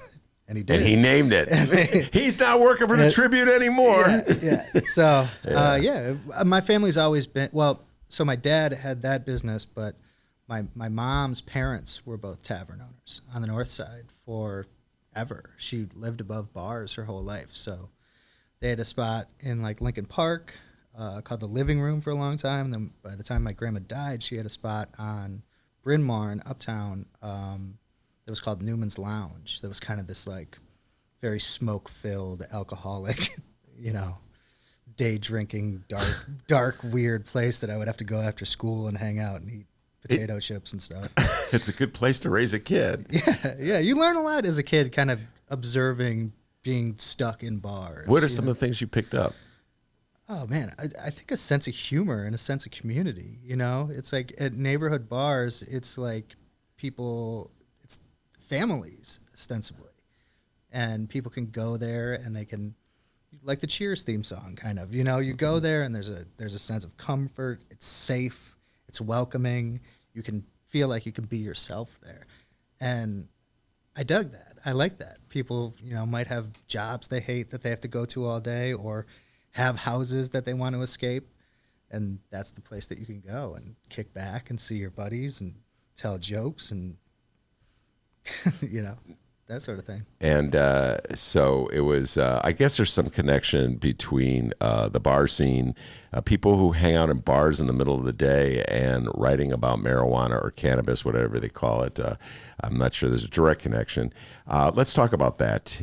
Your beat right now, it's not your exclusive beat, I presume, at the Sun-Times. It's not cannabis exclusively, correct? I do cannabis a handful of days a week, and then general assignment stuff 2 days a week. So kind of split between the two. So how does that work? How can you balance between one and the other? Because news breaks at any given time. So talk about how your day works.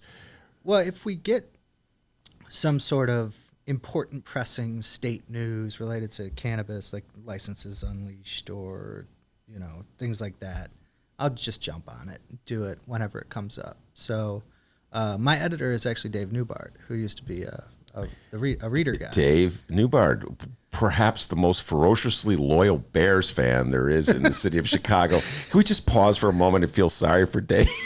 That wretched team of his is so bad. But yes, a good man, Dave. Yeah. Yes, good man. So shout out Dave. He's been, he's a great guy to work with, and is also funny, interesting dude. So he's kind of we're kind of the team that focuses mostly on the cannabis stuff. So how did it come that you became the cannabis reporter? Man, it's actually so I don't know if you remember. Well, yeah, because you were here with the Reader at this time when Eisendrath and everyone took over. Right? Edwin Eisendrath, yes. So like Carol Fowler and Eisendrath's wife were handling basically the digital side of the Sun-Times. And there was kind of this like church and state separation at the Sun-Times with the print and the digital at that point. But they had this great idea, probably at the start of last year. And they said, we want to have a cannabis reporter. We want to have someone to focus on this specifically. They were kind of looking at places like the San Francisco Chronicle, right? And the Denver Post, who had these verticals for cannabis. And they were like, we want to do something like this. So they kind of just let me loose. And since then, but how come, why you? Did a bunch of people apply for the gig? Or I was already there. I was doing breaking news stuff at the Sun-Times, and they kind of just like I don't know if they just thought I looked like I would be a cannabis type of dude or something. Did they jump to a conclusion because your dad ran a bar? I don't know. Yeah, it was kind of this. They pulled me aside one day and they were like, "Hey, we want to do this. Would you be interested in kind of taking the lead on this?" I was like, "Yeah." I mean, cannabis reporting is great because it as a young reporter, you get a chance to write about politics, business, culture, criminal justice. Like all of those things are encompassed in cannabis. Yeah. It touches on pretty much every facet of every section of a newspaper, you know? So I was like, yeah, sure, let's do it. And as that's happened, this, Pritzker got elected. This thing got totally ramped up. They pushed it through. Staines and Cassidy got the job done. And now we're here, like hurtling ahead a couple months until we actually have to do this thing. Kelly Cassidy, KC, Kelly Cassidy from the north side of Chicago, and Heather Staines were the two chief legislative sponsors of the I got to call it cannabis. I'm an old guy, so it's really hard for me to say cannabis. I prefer to say reefer, but whatever. I presume before I have a whole bunch of issues I want to ask you about that you have to cover that encompass part of the job of being the quote unquote cannabis reporter. But you must get a lot of jokes, like guys like Dennis and I are always making cannabis reefer jokes. Do you get a lot of jokes in your profession as the cannabis reporter? About just in general? Two guys went into a bar. I've heard a couple. Yeah, but marijuana jokes. Like puns. I'm sure you get tons of puns. Yeah. That's the great thing about pot reporting. And now even I don't know if you've followed Mitch Armentrout's gambling reporting. Yes. But he does, Scott Fornick, the great Sun-Times vet, yes, is his editor. And they have the awesome gambling puns in every headline and every lead of the story, in every story. And so we do those. We get them. You see them in different stories. It's Well, cannabis. I would say that the articles you write are probably widely read. There's one of my favorite themes is the hypocrisy around marijuana, because so many people smoke it.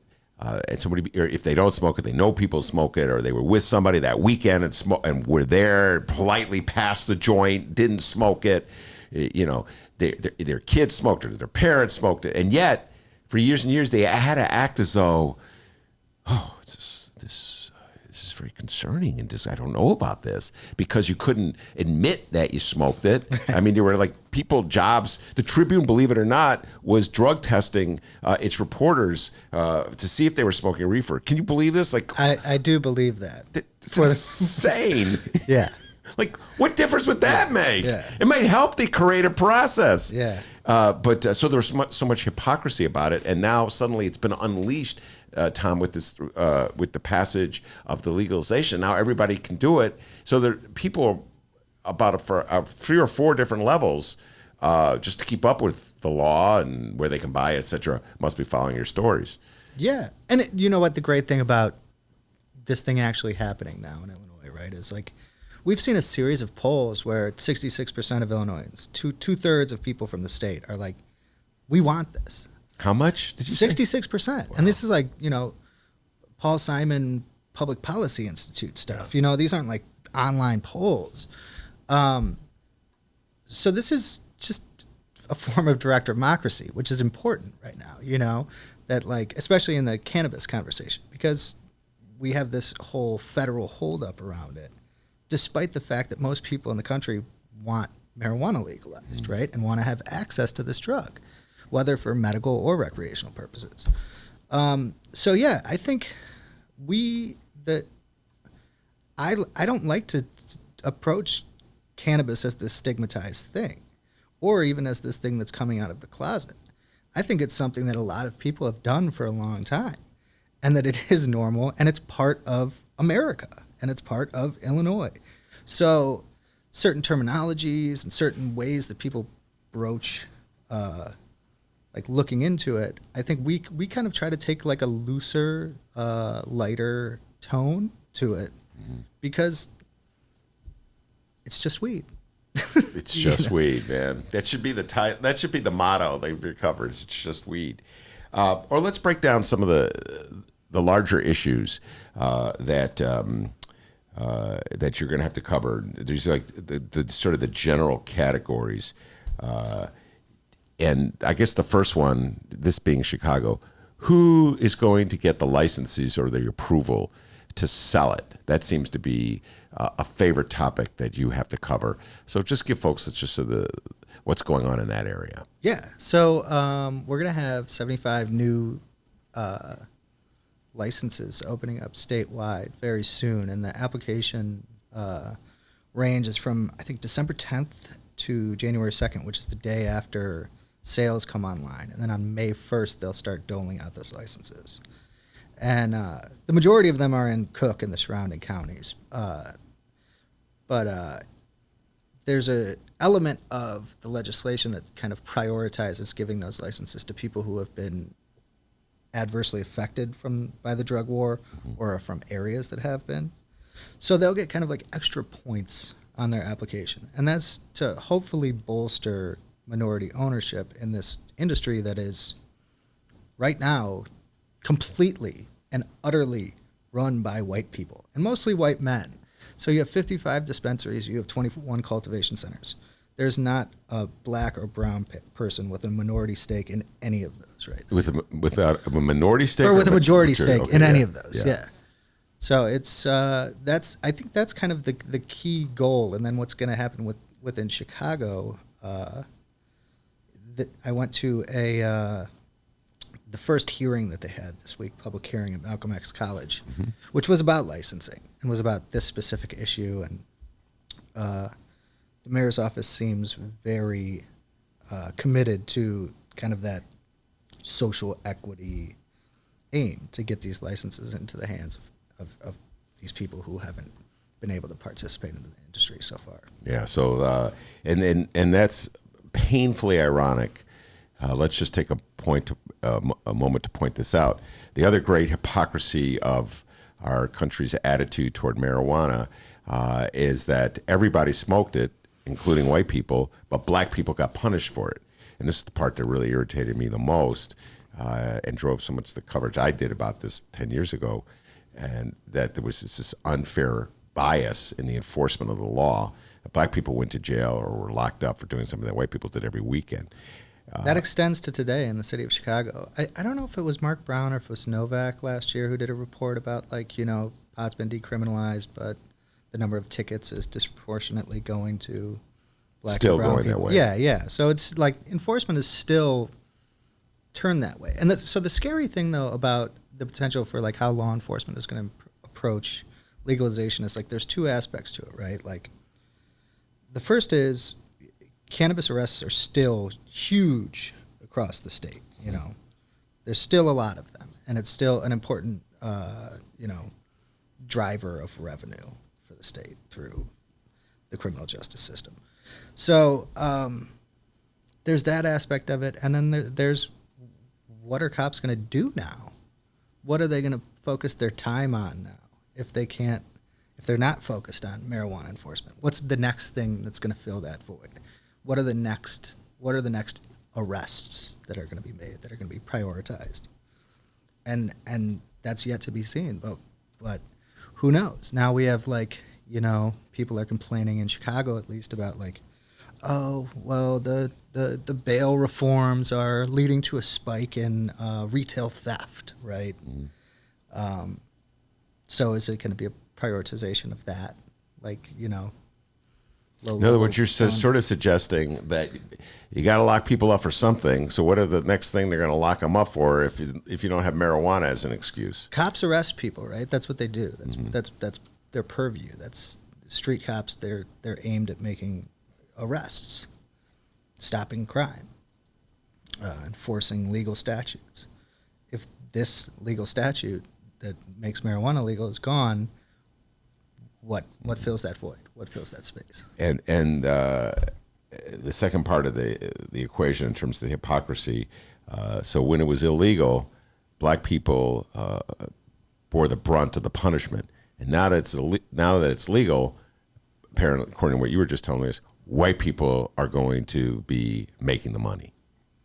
Yeah, well, white people are already making the money in Illinois in the medical industry, which has vastly expanded in recent years. Like post Rauner, it's like finally like the locks were kind of starting to be shot off of the medical industry. So, yeah, it's how do we, and the really important thing here is right. Like so, a medical dispensary is great, and it couldn't be a great source of revenue for a small business owner, but the real money is in cultivation, and the fact that we only have 21 cultivation centers right now, and there's no plan to add any more in the immediate future. There's going to be some craft grow licenses released next year. There's going to be potentially, if they say it's needed, more large-scale cultivation licenses by 2021. These are, so this limited amount of cultivation centers, 21, is going to be serving all of the pot shops across the state. It's a huge, huge opportunity to make a lot of money. And there's no minority ownership in it.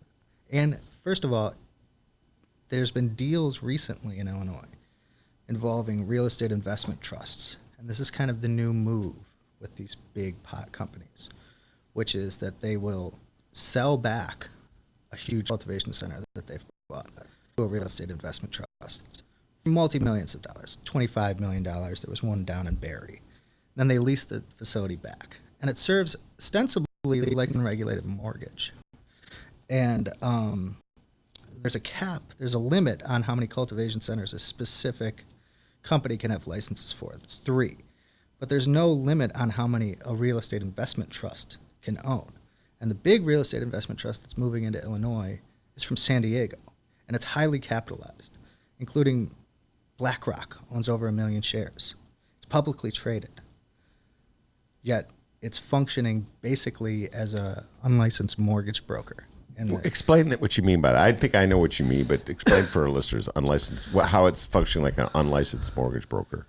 Well, ostensibly, they're paying, so the REIT will pay $25 million to buy a cultivation center from a company that owns it, right? Mm-hmm. But then the company will lease it back. So they will eventually pay back that $25 million through rents, yes, plus more. Mm-hmm. So that's how the system is working. Right and now. so it's comparable to a mortgage. I got you. And so if the state is intending to make sure and guarantee that there's some kind of equity in the distribution of ownership rights, this is a way of getting around it, because if you're the real estate investment firm from California or from wherever they're from will not be directly overseen, governed by the state. Right now, yeah. And Unless they change the law. I've talked to Toy Hutchinson, the state senator, who's going to be like the pot czar moving forward. She said this is going to be something that they'll look at. At this point, so this particular REIT, Innovative Industrial Properties, that is publicly traded, that's getting all these investments from institutional folks who are really kind of pillars of the American economy. They own one facility right now in Barry, but they're going to own 2 more. And I've talked to people from other companies who said that they're really considering similar deals. So potentially, there's nothing in the law that would prohibit them from owning all 21 cultivation centers, basically, and leasing them all back to all the operators. There's no protection against that right now in the law. Yeah. So these sorts of things that are happening in the shadows, by the way, a white-led business from out of state, right? Kind of counterintuitive, counter to what the aims of this legislation are. So this is developing, and we're figuring this out as we go along, right? And not only are we as a state figuring this out legislatively as we go along. The industry is figuring it out as it goes along. And things are changing so rapidly across the country. And so many of these companies are trying to become national brands ahead of, lifting the federal prohibition on it, that it's a constant state of flux, basically. And it's I think hard to keep track of for regulators. Tom, I got to say, sort of tying the themes of our conversations today. Right before you came on, I was talking to some Bernie Sanders supporters out in McHenry County, and there's just such cynicism about the way the system works, no matter the hypocrisy where people say, oh, we're going to do X, Y, Z, and then you realize it's stacked against them, and people end up voting out of frustration for Donald John Trump, which is, I don't understand how you go from one to the other, but that's how they do it. When I hear stories like this, I begin to understand why turnout in the black community is so low, because it's just utter hypocrisy. Black people are the ones who got arrested. Now it's legal. White people are the ones who are making the money. Right. And there doesn't seem like anybody that's why you don't have any faith in the system. Do you follow what I'm saying? Yeah. It just breeds a certain kind of cynicism. And I have a positive outlook on the legalizations, like legislation that passed. I think that the aims of the sponsors were good, and they're not talking out of their mouth when they said we're trying to make this a more equitably distributed industry. Mm-hmm. We're really trying to do something bold with criminal justice reform. But it is a huge plan. So we'll see how it shakes out. But I do think the language of the law and the key aspects of it, the intentions are good. I agree with you. And I also say this. My shout out to Kelly Cassidy. I've had her on this show so many times through the whole phase of this thing from way back when she was pretty much one of the few people who was supporting the legalization of reefer.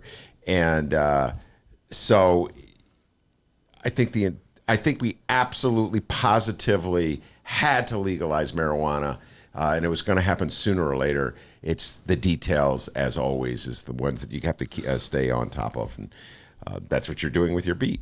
Yeah, but let's not forget about what happened with Kelly Cassidy's spouse soon after the passage of this legislation, right? Candace Gingrich? Yeah, who is Newt Gingrich's sister, correct? That is correct. Newt Gingrich's sibling. She took a job with Revolution Global, which is an Illinois-based company that's a multi-state cannabis operator. She kind of it was this very old school Illinois move, kind of. So it's like that. I think that gave pause to some folks of like, what's going on here? As Kelly is the champion of this thing and this righteous crusader for it, which she has been, really. Yeah. And that was, I think that kind of just like, people were like, whoa. And that is also part of your job, to watch all these connections that exist, typical Chicago politics and state politics, etc. We're going to take a break. We come back. We're going to get to a couple other big issues on this front. Number one, how much money does it raise? That's a lot of expectation on that front. It's something that Tom has to report on. And then we're going to ask him, on a little lighter note, his 3 favorite stoner movies. So we'll be dealing with that when we return. And I plan on focusing on our common issues, our common hopes and desires, and in that way unifying our country, winning this election, and turning the page for America. And now, President Trump, you can go back to watching Fox News.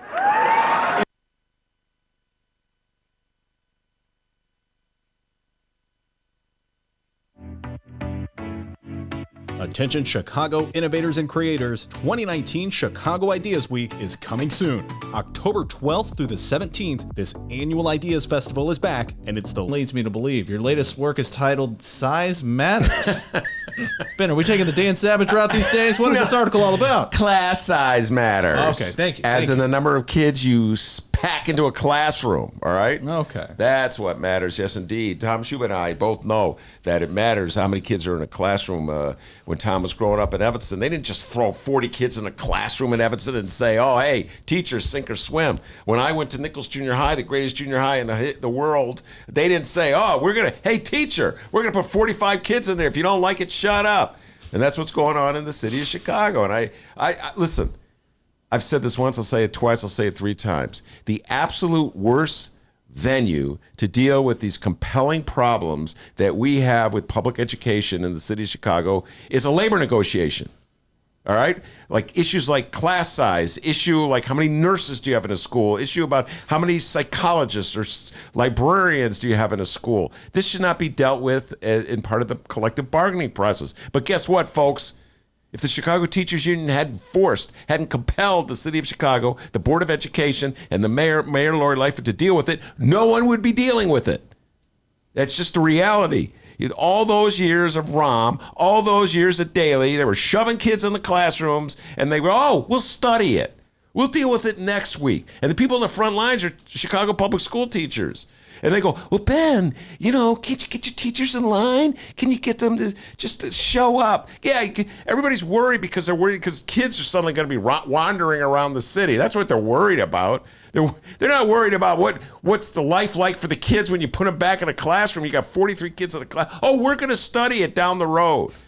So, yeah, I wish it wasn't coming down to a strike. I wish there wasn't a strike in the city of Chicago. I wish this wasn't an issue that had to be dealt with through collective bargaining. I can't think of a worse way to deal with this. But please, Chicago, culture leaders, our civic elite, our business elite, you know about the situation with our schools. You know about the inequities. We're talking about the inequities in reefer earlier today, just about 5 minutes ago with Tom Schuba. What about the inequities in our classroom? You knew all about it for years. You haven't done anything about it. So now the Chicago Teachers Union is speaking up about it, and I wrote about in this column talking about how different suburbs deal with this issue, how they put it in their contracts with their teachers to protect not just the teachers, the kids from overcrowded classrooms. So yes, class size does matter. Chicago, stop pretending it doesn't. You hear that passion, people? You can read more passion with Ben Joravsky's latest Chicago Reader article, Size Matters. It's about class sizes. Get your head out of the gutter. ChicagoReader.com, the Ben Joravsky Show Facebook page, and the Twitter page as well, at Benny J Show. All right, I promised that we're going to do it, so we got to. It's time for the latest episode of everyone's favorite non-existent Chicago political soap opera. We're headed to City Hall to find out what's happening between a mayor and her alderman. Okay. All right. Love this show. It's hot. Great show. Get it on Hulu. All right. Embattled Chicago Alderman Ed Burke. You, sir, are one of a kind. Just so we're all on the same page, Alderman Ed Burke, back in November of last year, offices were raided by the FBI. We then learned he did such heinous acts as shaking down a Burger King in his ward. He was then indicted. Not the most trustworthy guy, all right? And yet he was the most powerful alderman of the city of Chicago. Speaking of things that corporate and civic Chicago ignores for years and years. Anyway, go ahead. Well, we have an Alderman Ed Burke legal fee update. Oh, yeah. Where's Adolfo Mondragon when we need him? I know where you're going with this. Take it away. The following comes from NBC5 Chicago. According to his political committee's quarterly report filed with the Illinois State Board of Elections Thursday afternoon, Alderman Ed Burke of the 14th Ward paid nearly $400,000 in legal fees from his campaign account in August and September. The report detailing contributions and expenditures for the Friends of Edward M. Burke committee from July 1st. Ben, you're not in that committee, are you? You're not in that, are you? Not in that committee. I like this show. I want to keep it going. Tom Schuba was ready to say something, and then he held back. But no, I am definitely not in that committee. Thank God. I like doing this show, all right? But that committee from July 1st to September 30th shows 3 payments made to 2, count them 2, Chicago law firms, totaling to about $392,000. Yeah, well, we talked about this with Adolfo Mondragon on Tuesday in regards to Danny Solis and the law firm, the legal payments he was making out of his campaign fund. I'm not certain this is legal. People give money to a campaign, donate to a politician. They expect that money is going to, I don't know, pay for campaign expenses, buy posters or ads on the internet or ads on buses or what have you, lunches for the campaign volunteers and stuff like that. But having it go to pay off the legal fees, because to defend the guy in court for allegedly shaking down a Burger King operator, I don't know, you know what I mean? Some guy, hey, I want my money back. But this report obviously brought to you by the 14th Ward Burger King. The one on Pulaski, very one. So, all right, Tom. Try the Schuba. Impossible Burger. Yeah. 41st and Pulaski. Tom Schuba does not cover burgers. He covers cannabis. Thank you, Robert Mueller. All right, so big issue that everybody's exploring and everybody's waiting to see, and is how much money legalizing marijuana will bring to the coffers of the state of Illinois, the city of Chicago, whatever municipality has it. Any sense of... There's been a lot of downplaying, especially for the first year's projection. So, like, Mayor Lightfoot specifically has been like $10 million. That's what we're looking at for the city. That's not touching what over $800 million, right? The budget. Oh yeah, budget deficit of 800. Budget deficit. Yeah. Mm-hmm. And so she's downplaying it. The sponsors of the bill have downplayed statewide, I think somewhere around $56 or $57 million, if I'm correct. It's going to get a lot more than that, and it might even, the expectations of how much pot is going to be sold in the state, they could be underestimating that greatly. And so an issue with actually revenue collection, though, ties back to like whether we will have enough pot to sell to collect revenue from, right? And I was mentioning that we only have 21 cultivation facilities. Well, only 7 of them have been licensed so far to grow recreational marijuana. And it takes about 3 to 4 months to grow a batch of pot, right? So we're pushing up against this January 1st start date. And we've seen vast supplies shortages in different places. Canada had a specifically bad experience. And I think the lawmakers who sponsored the bill are kind of taking this wait and see approach to it.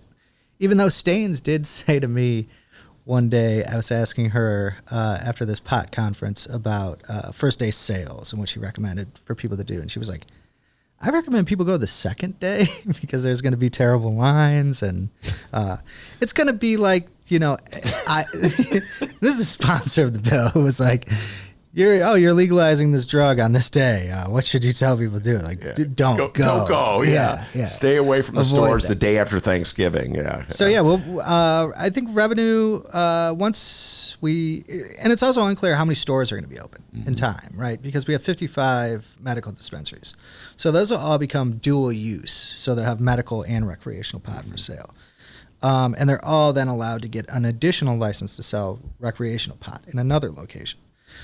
There's some regulatory issues that have arisen that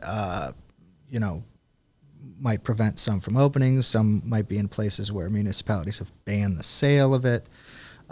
Everything's kind of still coming together. So like how much pot is going to be available and how many places there are going to be open to buy it are going to dictate how much is going to be sold, which is going to dictate how much revenue is ultimately collected.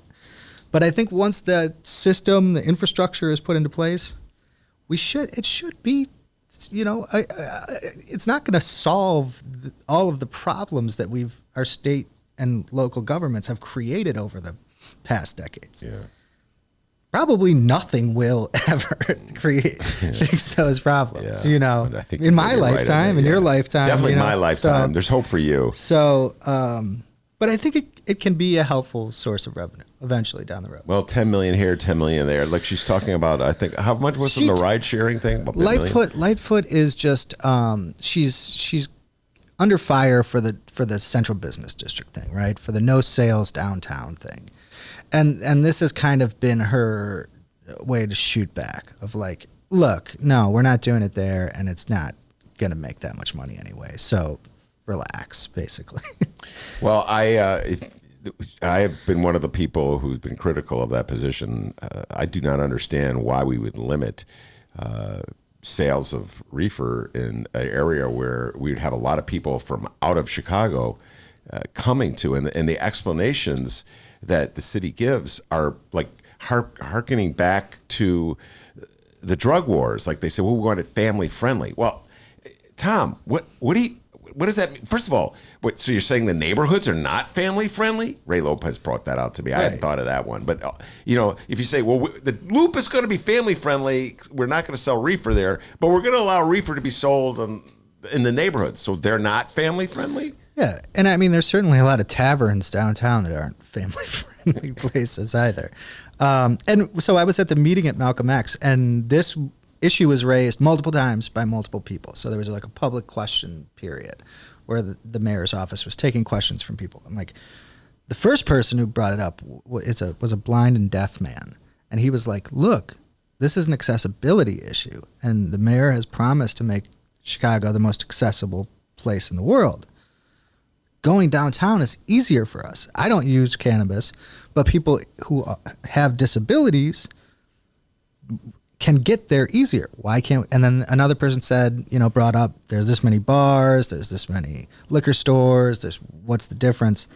And the final person brought up a great point, which was these well-capitalized, existing cannabis companies. They have the money to buy property downtown or to rent property downtown.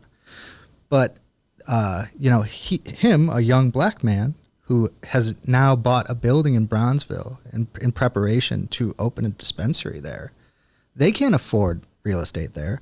So what's going to happen if you ban it there? The well-capitalized companies are going to go to Bronzeville, and they're going to push out the small business guy who couldn't afford to be downtown to begin with.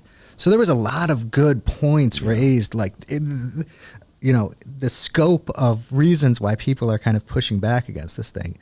And we'll see what happens within city council with it. But it was definitely interesting to see that come up repeatedly during the meeting. No, it is a very illogical position to take. All right, Tom Schuba, the wait is over. We want to hear your 3 all-time favorite stoner movies. As the cannabis correspondent for the Chicago Sun-Times, I believe this was one of the first questions the editors asked you when they were at that job. All right, kid. Yeah, you want to be the cannabis reporter? What are your 3 favorite reefer movies? So, we do it from 3, 2, 1. Your third, your second, your first. Nice. Oh, come on. Look at this radio brain you got going here, man. Run the game, all right? Good. All right. I can't think of what the name of the movie is, though. We're off to a bad start. Dazed and Confused. Oh, this is number 3? Number 3. Number 3. Number 3. Followed by Friday. Oh, Friday, on my great list. one. 2. And Half Baked, number 1. Come on. Oh, There is no better. Jim Brewer. Yeah. Come on. It's on my list. All right, young Dennis, what are your 3? He's got 2 of my movies on my list. My number 3 is How High, starring Method Man and Redman. Never saw that. Yeah, their friend dies and they smoke his ashes. And go to Harvard. And they go to Harvard because he's really smart. Oh, you've never seen How High? That's on my list. Put it on your list. It's really funny. Number 2, Half Baked. Number 1, Friday. All right. Well, we have to go. I gotta go Friday. Friday's hilarious. I've watched it like 20,000 times. Surprised that you guys didn't put The Big Lebowski on that list. I consider that one of the great stoner movies of all time. The dude's stoned the whole time. You're right. And I just got to go Up in Smoke. It's not that great a movie. Well, that's like just your opinion, man. That's like just your opinion, man. And that's the other thing they made Schuba do. Okay, I got to hear you talk like a stoner. I'm not going to hire you for this job. Man, okay. And you can see he did a great job. By the way, now it's going to be reversed at the Tribune, okay? If you want to get the reefer job, they're going to make you take a test to make sure you're taking the reefer. Oh, man. Tribune jokes, I love doing them. Tom Schuba, it's been a delight having you. We're going to make you a regular here. Wait, did we find out your number 2 and 1? I told you already. I said it Friday, Big Lebowski and Up in Smoke. Oh, okay. There we go. Smoke. Make it sure. Up in Smoke, I mean, I just saw it about 6 months ago, and it wasn't that good. I was embarrassed. Well, they were high. They were like actually high. Yeah, that's what I was gonna say. And you can tell, and it's like that's everybody was high. Yeah, not a good idea. That said, I don't know. Just It was the pioneer, so you got to put it on the list. Big Lebowski, love that movie. All right, Tom Schuba, you're going to be a regular. I know you're going to be coming back. It's a blast talking to you. Appreciate you showing up. Peter Janko from the 14th Congressional District, the committeeman with Julie Thomas and Missy Funk. Man, Missy Funk is awesome. Talking about Bernie Sanders out there in McHenry County. And, of course, it's Friday. That means Rummana Hussain. So thanks to Rummana Hussain. Dennis and I will be heading out to Cards Against Humanity for our interview with Marianne Williamson. And that's correct. You can watch it on our Facebook stream. Oh, my. You can watch, thank you, Robert Mueller. And you can also, we're going to put it on the podcast. So if you miss it, don't worry. You can listen to it. I don't know when. We'll figure out when we're going to drop it. And Joe Cowley tomorrow. We're really proud of that. Joe Cowley, the Bulls beat writer, will be talking. We're going to post the Fran Spielman show. So a lot of stuff coming on our the Ben Joravsky podcast. Anyway, good job, Dr. D. Give yourself a raise. Take it out of petty cash.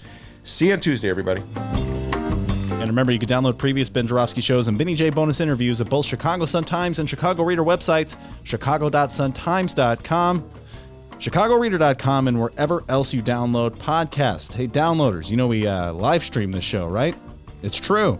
And it usually works 100% of the time. Today, not so much. But hey, you never know. It's an adventure. You can find us on the live stream once again at both Chicago Sun-Times and Chicago Reader websites, the Chicago Sun-Times YouTube channel, and we now live stream on Facebook at Benny J Show, BENNY, the letter J Show. Give us a like, follow, share, review, whatever you want to do. As soon as we hit 2,100 likes, we'll have our next caption contest, and we will be live streaming our Marianne Williamson interview tonight. It starts at 7 o'clock, so join us online, won't you? Ben will be there. Maya Dukmasova will be there. Will you? Via Facebook? See you Tuesday.